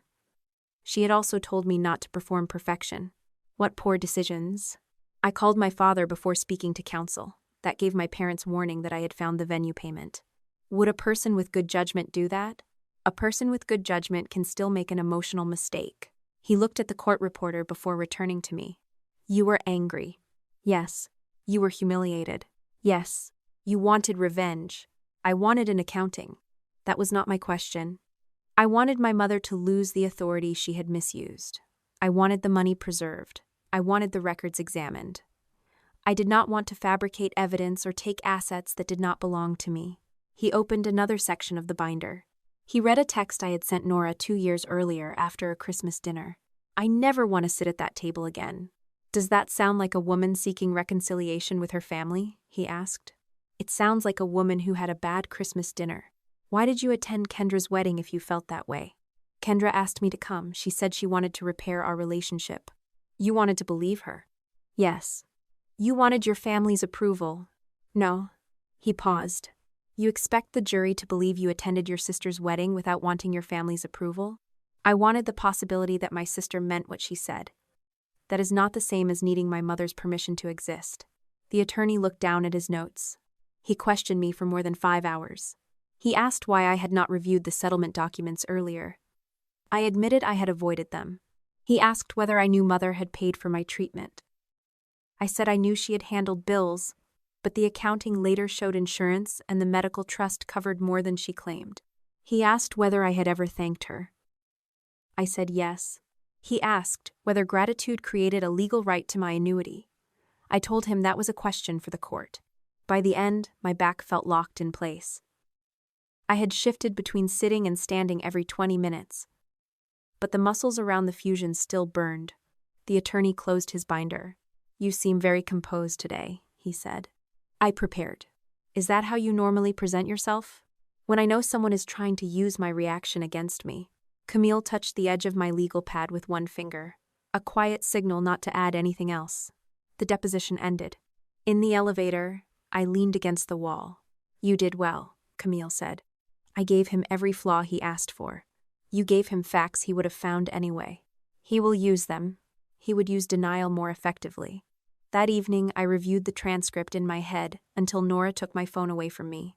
You cannot revise testimony after giving it, she said. I know. Then stop arguing with imaginary lawyers. They are not imaginary. The one in your kitchen is.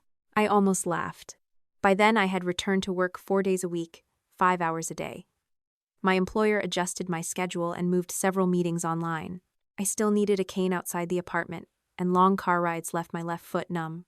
Progress came slowly enough that other people sometimes failed to see it. I noticed it in small things. I could stand long enough to make breakfast. I could walk from the parking garage to my office without stopping. I could sit through a 40-minute meeting if I changed position halfway through. None of those things restored the body I had before the wedding. They gave me back choices. The criminal prosecutor met with me 2 weeks after the deposition. Her name was Elena Ward, and she spoke with the careful precision of someone who expected every sentence to be repeated in court. Camille attended as my attorney, but Elena led the preparation. This trial is not the civil case, she said. The jury will not decide every old transfer or how much compensation you deserve for your injury. What will they decide? Whether the evidence proves the recent attempted transfer, false documents, forgery, evidence tampering, and obstruction beyond a reasonable doubt. What about the money she used years ago? Some of it may be admitted to explain the relationship, pattern, and motive. The judge may limit it. We are not charging every old transaction as a separate crime. I appreciated the boundary. My family had taken years from me through a system of small acts. A jury still had to judge specific conduct, not punish Mother for everything I wished she had been. Elena prepared me for direct examination. She asked how I learned about the annuity, what I authorized, and what I did after discovering the pending account change. She stopped me whenever I guessed at Mother's thoughts. You cannot testify that she wanted to control you unless you connect that conclusion to something she said or did. She filed for conservatorship. Good. Describe the filing. She told Kendra to make Arthur see me stand. Good. Say what the recording captured. She believed the money belonged to the family. What supports that? The phone call from the hospital, her messages to Kendra, and her testimony in the civil case. That was how the story had to be told. Not as a daughter explaining who her mother really was. As a witness explaining what the evidence showed. Arthur's preparation was more difficult. Elena met with him separately first. Later, Camille arranged a brief conversation because Arthur had asked whether I would permit it. We met in his office after closing hours. The waiting room lights were dim, and no staff remained except his office manager. Arthur looked tired. I reviewed every access log, he said. Your mother's old portal proxy should have been removed years ago. Why wasn't it? The practice changed software twice. The authorization expired, but the contact information migrated. She could no longer legally receive protected information, but staff still treated her as the familiar family contact. She used that gap. Yes. You let the gap stay open. Yes. There was no defense in his tone. He explained that after Diane sent the conservatorship letter, he should have alerted the clinic's privacy officer and risk management team immediately. Instead, he treated it as an inappropriate family request and told her he would not sign. He had believed refusal was enough. It was not. Why did you invite her to send documents through the portal? I asked. I did not invite her. She used the proxy access and old contact channel. Did you report that? Not until after the wedding. I looked at the framed medical certificates on his wall. You knew she had spoken for me too long. I knew she was over-involved. That is a gentle word. It was the word I used to avoid confronting what I saw. Arthur folded his hands. I am not asking you to forgive me. I am asking whether you object to me telling the full truth at trial, including my own failure. I would object if you did not. He nodded. Before I left, he said something I had not expected. Your mother told me you would be furious if I contacted you directly. Did you believe her? I believed you preferred distance from your family. That was true. I allowed her to turn distance into permission. I did not comfort him. Accountability did not require cruelty, but it also did not require me to ease the shame of someone who had finally recognized his part. The admissibility hearing began in late October. Mother's defense tried to exclude the audio first. Her attorney argued that Kendra did not expect the microphone to continue recording after she removed it from her dress. He also argued that private conversations near the head table should not have been captured. June testified about the contract, the verbal microphone warning, and the transmitter design. She explained that Kendra had agreed to continuous recording until a crew member physically removed or powered down the device. The defense asked whether Kendra had consented to being recorded while speaking privately with her mother. June answered carefully. She consented to wearing a live transmitter through the reception events. She removed it herself, but did not return it to the crew. It remained inside the agreed recording period. The prosecutor added that Texas law permitted recording when one party consented, and Kendra's signed agreement and verbal acknowledgement established that consent. The judge did not rule immediately. The defense challenged the sound quality and claimed the phrases could be misheard. Thomas Reed explained the original media, the hash values, the verified copy, and the limits of the recording. He did not claim every word was clear. He identified the sections that could be understood without enhancement and the portions that remained unintelligible. That honesty strengthened him. The defense challenged the file recovered from Mother's cloud storage next. Her attorney argued that it might be privileged work prepared for legal advice. The prosecutor established that the earliest version had been created on Mother's personal account 3 weeks before the wedding, before she retained criminal counsel. No attorney had authored or received that version. The later version had been edited after formal subpoenas were served. The defense called it a personal draft. The prosecutor called it evidence of intent and later alteration. The judge asked why the original document described Kendra taking sole responsibility for a public incident that had not yet occurred. Mother's attorney said the document referred to a hypothetical conflict. The judge looked unconvinced. The old financial transfers created another dispute. The prosecutor wanted enough history to explain why Mother cared about the April payment and why she sought conservatorship. The defense argued that presenting 20 years of transactions would invite the jury to punish Mother for uncharged conduct. The judge limited the evidence. The jury could hear a simplified history showing that prior annuity payments entered accounts controlled through the power of attorney and benefited the family. They could hear about the money traced to Kendra's company and wedding. They would be instructed that not every old transfer was a criminal charge. The recent attempted account change, false certification, conservatorship material, audio, voicemail, Kendra's email, cloud file, and deletion after subpoenas could all be presented if the prosecution established the proper foundation at trial. The ruling did not guarantee conviction. It meant the jury would be allowed to hear the evidence Mother had spent months calling irrelevant, private, misunderstood, or fabricated. Kendra was also preparing to testify. She requested one final meeting with me before trial. Camille advised against a private conversation, so we spoke in a conference room with both attorneys present. Kendra kept her hands folded in her lap.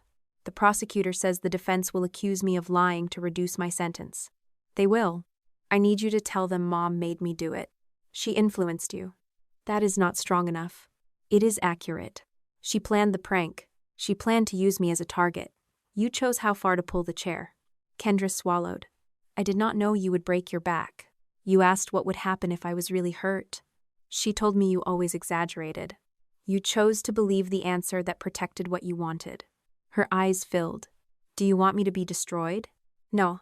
Then why cannot you say she is the reason? Because she is not the only reason. Kendra looked toward her lawyer. I understood what she wanted. She wanted a clean division between manipulator and victim. Mother had denied both of us that simplicity. Kendra had been conditioned, rewarded, frightened, and used. She had also acted. Both things could be true. When you testify, I said, tell them exactly what she told you. Then tell them exactly what you did. And after? I do not know. You still will not say maybe. I will not make forgiveness another agreement signed before the truth is complete. Kendra left without trying to hug me. On the morning trial began, I arrived early. The courthouse hallway was colder than the street. Camille walked beside me while Nora waited near the elevators. Elena stood with her trial team outside the courtroom doors, reviewing witness order. Mother sat at the far end of the hall with her attorneys. She wore navy blue and pearls. Her hair was perfectly arranged. From a distance, she looked like the same woman who had once entered every medical appointment carrying a folder and the certainty that she belonged at the center of it. She saw my cane. Her gaze moved from it to my face. I could almost hear the argument she intended to make. Too injured when it helped me. Too capable when it helped her. Camille noticed where I was looking. Do not try the case in the hallway, she said. I am not. You are rehearsing answers. That is different. No, it is quieter. The courtroom clerk opened the doors. For years, Mother had decided what relatives heard, what doctors recorded, what papers I saw, and what money I believed remained. Now the room had rules she did not control. Camille touched my elbow lightly, waiting until I nodded before helping me forward. For the first time, she said, your mother does not get to decide which version of you the room hears. Elena Ward began by telling the jury that the case was not about whether my mother had once cared for me. It is about what she believed that care entitled her to do, she said. She did not open with the wedding video or my surgery. She opened with the final annuity payment due in April, and the request submitted 3 days before Kendra pulled my chair. The request directed $420,000 away from the account associated with my name. It relied on a power of attorney I was entitled to revoke and included a certification claiming I had verbally approved the change. I had never approved it. Elena told the jury they would see how that attempted transfer connected to a temporary conservatorship plan, a staged humiliation at a wedding, a backdated declaration, and deleted records. Mother's attorney rose after her. He described Diane as a woman who had spent more than 20 years handling difficult medical and financial responsibilities for an injured daughter. He said our family had always treated the settlement as a shared resource, and that I only objected after a painful accident made me angry and vulnerable to outside influence. He called the financial records complicated. He called the audio incomplete. He called Kendra and Russell frightened people willing to blame Diane to protect themselves. Then he looked directly at the jury. This case is what happens when family sacrifice is reinterpreted as theft. Mother sat between her attorneys with her hands folded. She did not look at me. Arthur was the first witness who made the wedding real inside the courtroom. He explained my old fusion, the degeneration above it, and the danger created when I struck the floor. He described the weakness in my left leg and the reason he stopped guests from lifting me.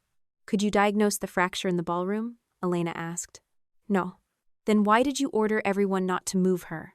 Because spinal trauma, combined with weakness and altered sensation, can worsen if the patient is moved improperly.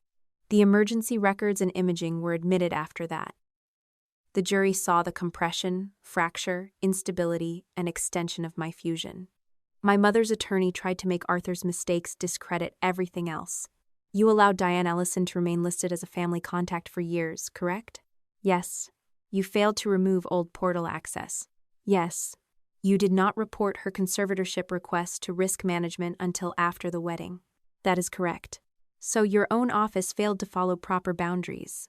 Arthur looked toward the jury. Yes. My failure gave Mrs. Ellison access she should not have had. It did not make the information she submitted true.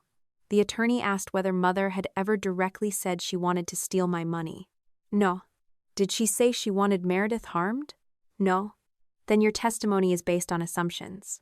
My testimony is that she asked me to support a statement that Meredith could not manage her finances, though I had never reached that medical conclusion. Arthur did not become defensive. Every mistake he admitted made it harder for the defense to portray his remaining testimony as self-protection. June testified next. She explained the microphone contract, Kendra's verbal acknowledgement, and the independent recorder. Thomas Reed then explained how he copied the original media, calculated the hash values, and confirmed the file had not been altered. The defense spent almost an hour questioning background noise, missing words, and whether the bouquet had muffled the transmitter. Thomas agreed that portions were unintelligible. He also identified the sections that were clear. The courtroom speakers carried the sound of silverware, wedding music, and distant laughter. Then Mother's voice came through. Arthur is going to talk to her. Kendra asked what she should do. Make sure Arthur sees her stand. The jury heard Kendra ask, what would happen if I was actually hurt? Mother answered, she always says she is hurt. I kept my eyes on the wooden edge of the witness stand. The recording had been difficult to hear in Camille's office. Hearing it in a courtroom filled with strangers felt different. Every word was no longer part of a private family argument. It was evidence. The chair scraped through the speakers. The impact followed. Several jurors shifted when my voice said I could not feel my foot. Mother's attorney objected to the prosecutor playing too much of the aftermath. The judge allowed the relevant sections. The audio moved to the bouquet. Kendra's voice trembled. What am I supposed to do now? Do not apologize, Mother answered. She cannot stand. She is making sure everyone watches her. Then came the sentence Elena had built the presentation around. The payment comes next month. She cannot start asking questions now. Mother's face remained still. The recording continued long enough for the jury to hear her tell Kendra to request deletion of the footage and tell Russell they needed to fix the account before I contacted anyone. June stepped down without looking at our family. The financial evidence came next. The forensic accountant did not display 20 years of transactions at once. She used a simple timeline. A payment entered an account connected to my annuity. The address for the account changed to my parents' home. Money moved toward their mortgage, Kendra's tuition, and later her company. The accountant then focused on the recent conduct. 6 months before the wedding, $60,000 moved into Kendra's business account. $48,000 of the wedding costs were traced through that money. 3 days before the wedding, someone submitted new destination instructions for the final annuity payment. After I objected, a second certification appeared, claiming I had given verbal approval. The certification carried a digital version of my signature. I had not signed it. Mother's attorney emphasized that Russell's name appeared on several accounts and transfers. That brought my father to the witness stand. Russell admitted signing documents and benefiting from the money. He admitted seeing my name on account records. He said Mother handled most correspondence and told him the power of attorney allowed family expenses. Did you ever ask Meredith whether she agreed? Elena asked. No. Why not? I did not want another conflict. Did the money help you keep your house? Yes. Did that make it easier not to ask questions? Russell stared at his hands. Yes. The defense tried to make him the primary decision-maker. Russell admitted he had once offered to accept responsibility through a written statement. Then Elena showed him the voicemail he had preserved. Mother's recorded voice filled the courtroom again. If this turns into an investigation, the company belongs to Kendra. The loan application is hers. You signed routine transfers, and I followed your instructions. Then came her final line. No one can prove I ordered anything. Why did you save that voicemail? Elena asked. Because I realized she was preparing to blame both of us. Mother turned toward him for the first time. The expression on her face was not grief. It was disbelief that he had kept something she could not control. Kendra testified the following morning. She admitted seeing my name on the proof of funds document 6 months before the wedding. She admitted asking Mother whether I could demand the money back. She admitted signing the loan paperwork after Mother told her I would never know. Then Elena asked about the chair. My mother wanted people to see Meredith stand quickly, Kendra said. She said Arthur was trying to interfere with the account. Did Diane tell you to pull the chair completely away? No, she said to slide it. Why did you pull it farther? I wanted the camera to catch it. Did you understand Meredith might fall?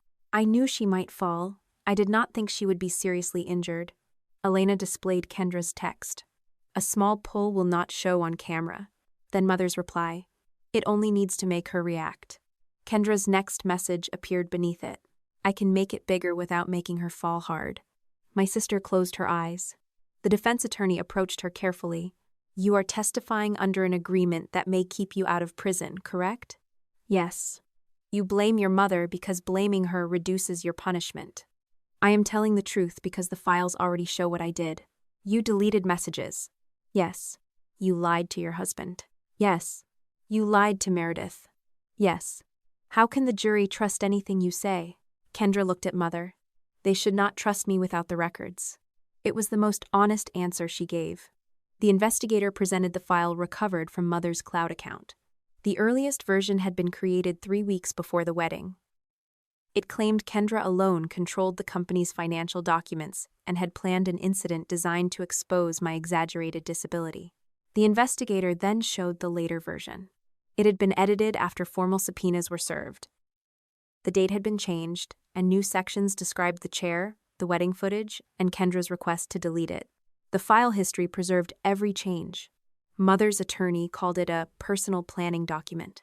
Elena asked why a planning document created before the wedding assigned responsibility for an event that had not yet happened. The investigator answered, "That is a question for the person who created it." Mother did not have to testify. Her attorneys advised against it. She chose to take the stand anyway. I understood why before she answered the first question. She believed no document could compete with her ability to explain what everyone else had misunderstood. Her attorney guided her through the family history. Mother described hospital nights, missed work, unpaid bills, Kendra's neglected childhood, and Russell's exhaustion. She cried when she spoke about seeing me in pain at 17. She said the settlement had never felt like my money alone because the accident had affected everyone. I made decisions to keep the family functioning, she said. Meredith benefited from a stable home. Her attorney asked about the final payment. I believed the power of attorney remained valid. Did you forge Meredith's signature? No. Did you order Kendra to injure her? Absolutely not. Why did you create the declaration? Because Kendra's business records were disorganized. I wanted everyone's responsibilities documented in case there was ever a dispute. Under Elena's questioning, the explanation began to collapse. You created the first version 3 weeks before the wedding? Yes. Before Kendra pulled the chair?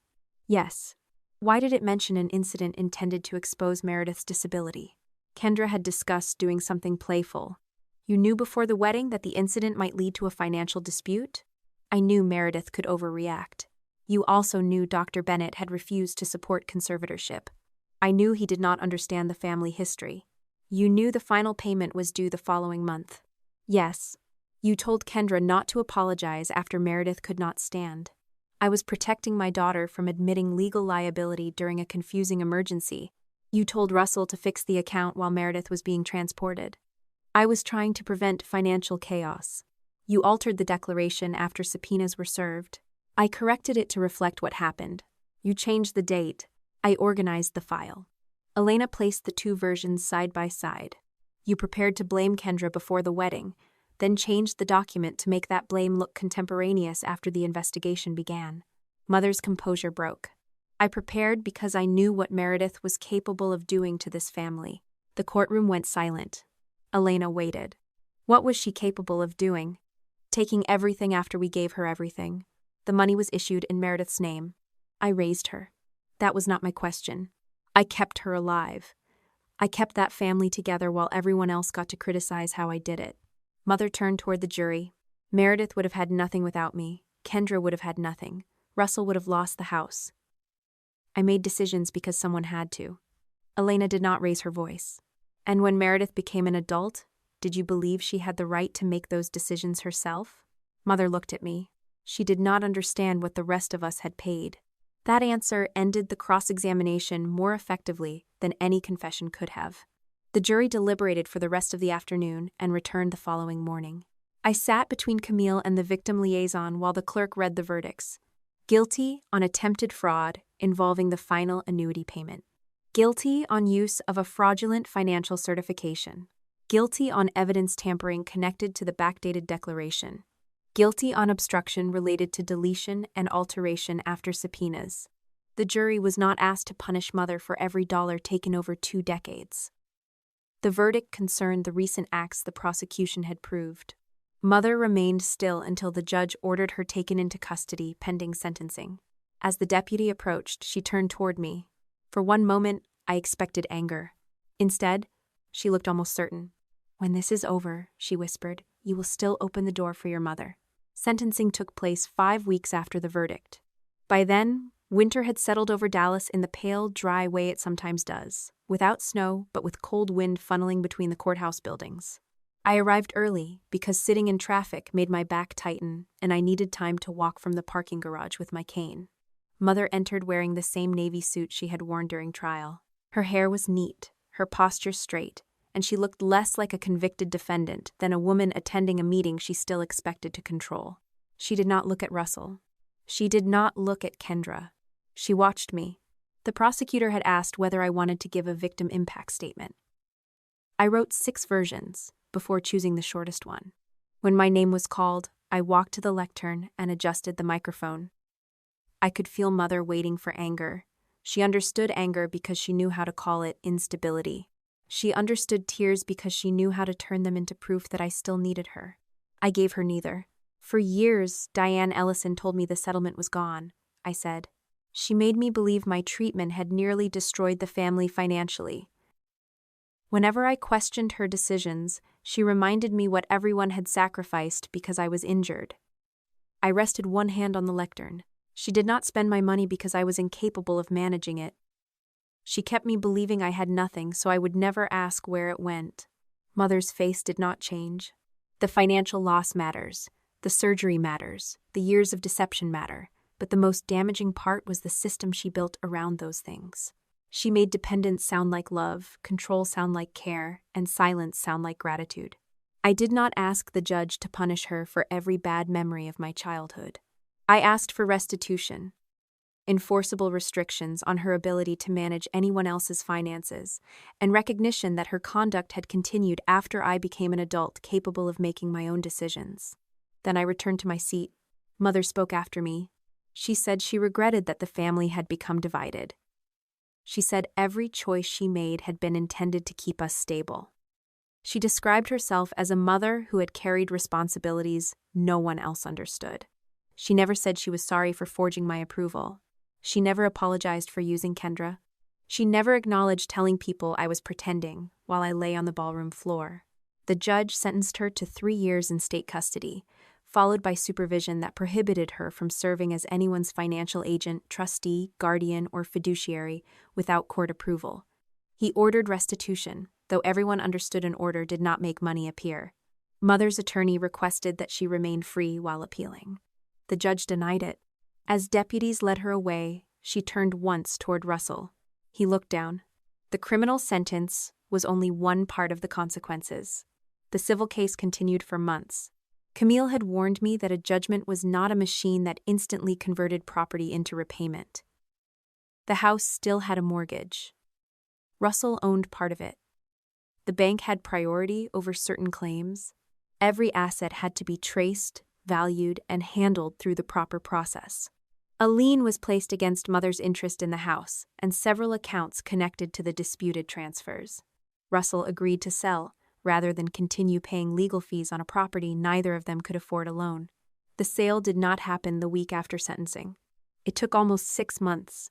After the mortgage, closing costs, and Russell's legal share were addressed, part of the remaining proceeds went toward restitution and the civil settlement.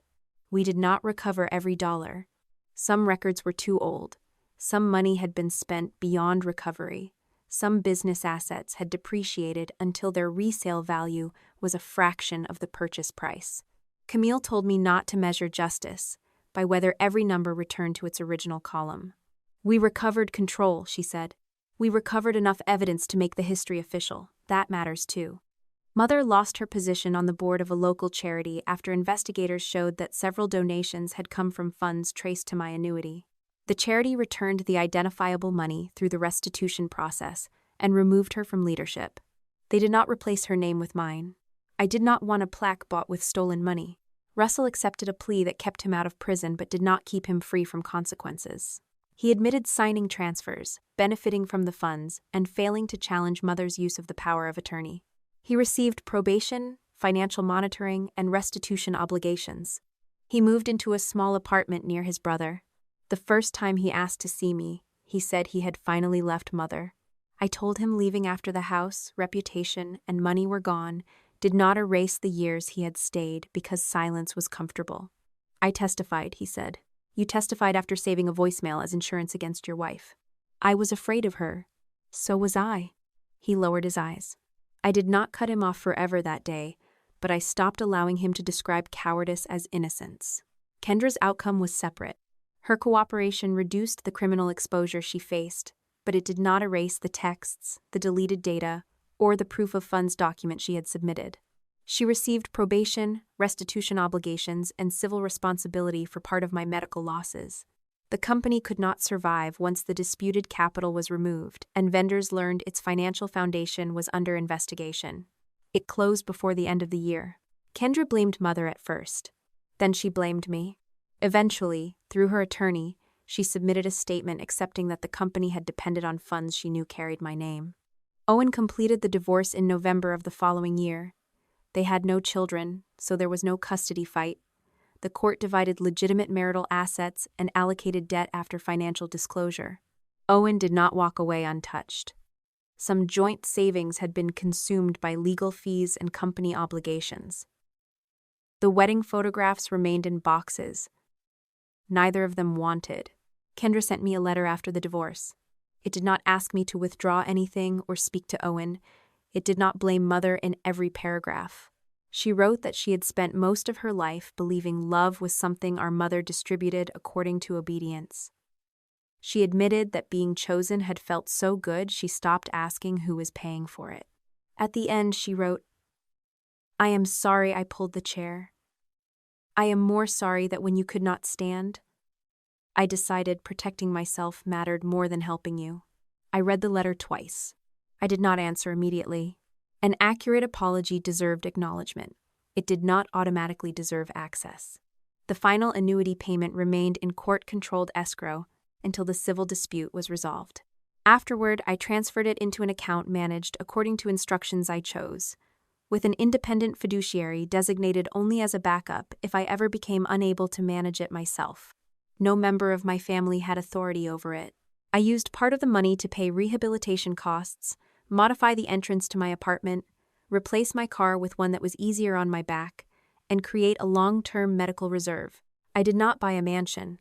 I did not quit my job and announce that money had set me free. Money had been used against me for too long to become the measure of my ending. I returned to work gradually. 4 hours became 6. 6 became a full day with breaks. I learned to stop apologizing when I needed to stand during meetings or use my cane in front of people who had known me before the wedding. Some days, the numbness in my foot barely registered. Other days, cold weather or a long drive brought it back. My body did not become the version it had been before Kendra moved the chair. What changed was that no one else was allowed to define what the pain meant. Mother wrote from prison. Her first letters accused Russell and Kendra of betraying her. Later letters described loneliness, poor sleep, and health problems. She said a daughter should not let her mother grow old among strangers. I sent the letters to Camille without answering. When Mother was released on parole after serving about 18 months, she had no house to return to and no family member willing to resume the old arrangement. Russell refused to let her stay in his apartment. Kendra provided the phone number for a reentry housing service, but would not give Mother a key to her new place. Mother called me twice. I did not answer. Then, on a humid morning in June, she came to my home. I saw her through the door camera. She stood on the porch with one suitcase, wearing a beige coat despite the heat. For a moment, she looked smaller than I remembered. Then she pressed the bell again and checked her reflection in the glass. I opened the door but kept the security chain fastened. Her eyes moved to my cane near the wall. "You still need that?" she asked. It was the first thing she said to me after prison. On some days, she nodded as though confirming a suspicion. "I have nowhere to go." "Kendra gave you information about temporary housing." "She abandoned me." "She gave you an option you did not want." "I am your mother." "I know." Her grip tightened around the suitcase handle. "I paid for your life for years." "No. You used my money and called it payment for loving me. I kept you alive. Doctors kept me alive. Insurance, the trust, and the settlement paid most of the bills. You cared for me. And then you used that care as a deed to everything that belonged to me." Her mouth tightened. "Are you going to leave me outside? You need somewhere to live. That does not make my home yours. You would close the door on your own mother?" I looked at the woman who had once believed every limit was temporary if she waited long enough to make me feel guilty. Yes, I closed the door. She knocked 3 times. Then she left. I did not feel triumphant. I stood in the entryway until the sound of her suitcase wheels disappeared down the path. My hands were shaking, and my back had begun to ache from standing too long. Closing the door did not erase the hospital, the trial, or the years before them. It meant those years no longer granted her entry. A few weeks later, Nora came over for dinner. She talked while carrying plates to the table, complaining about a manager who scheduled meetings through lunch and acted surprised when everyone became irritable. I pulled out my chair. Before sitting, I checked the seat, the legs, and the space behind me. The habit had never gone away. Nora saw me pause. She did not ask whether I was afraid. She did not tell me the chair was safe or urge me to stop being cautious. She placed one hand on the back of it and held it steady while continuing her story. I lowered myself slowly. The chair did not move. At my sister's wedding, my family pulled the seat away because they wanted my body to prove I was lying. Nora held it in place without asking me to prove anything at all. I sat down, and she let go. You should never confuse control with care, even when it comes from someone who raised you. Real support does not hide documents, speak over you, use your pain for profit, or demand permanent authority as payment for past sacrifices. When someone manages your money, medical records, legal papers, or personal accounts, you have the right to review every document, ask direct questions, revoke outdated permissions, and choose an independent professional to help you. Being intelligent does not mean you will never overlook a warning sign. It means that once the facts become clear, you stop reacting emotionally, preserve evidence, seek qualified advice, and make decisions that protect your future. You can recognize that a relative was manipulated without excusing the harm they knowingly caused. You can accept an apology without restoring access to your home, finances, or private life. Forgiveness, reconciliation, and trust are separate choices, and none of them should be forced by guilt. Most importantly, needing help after an injury or crisis does not make you incapable. The right people will support your choices without taking ownership of them. If this story reminded you to protect your boundaries and trust actions over family titles, subscribe to the channel and stay with us for more stories about women who reclaim their voice, dignity, and control.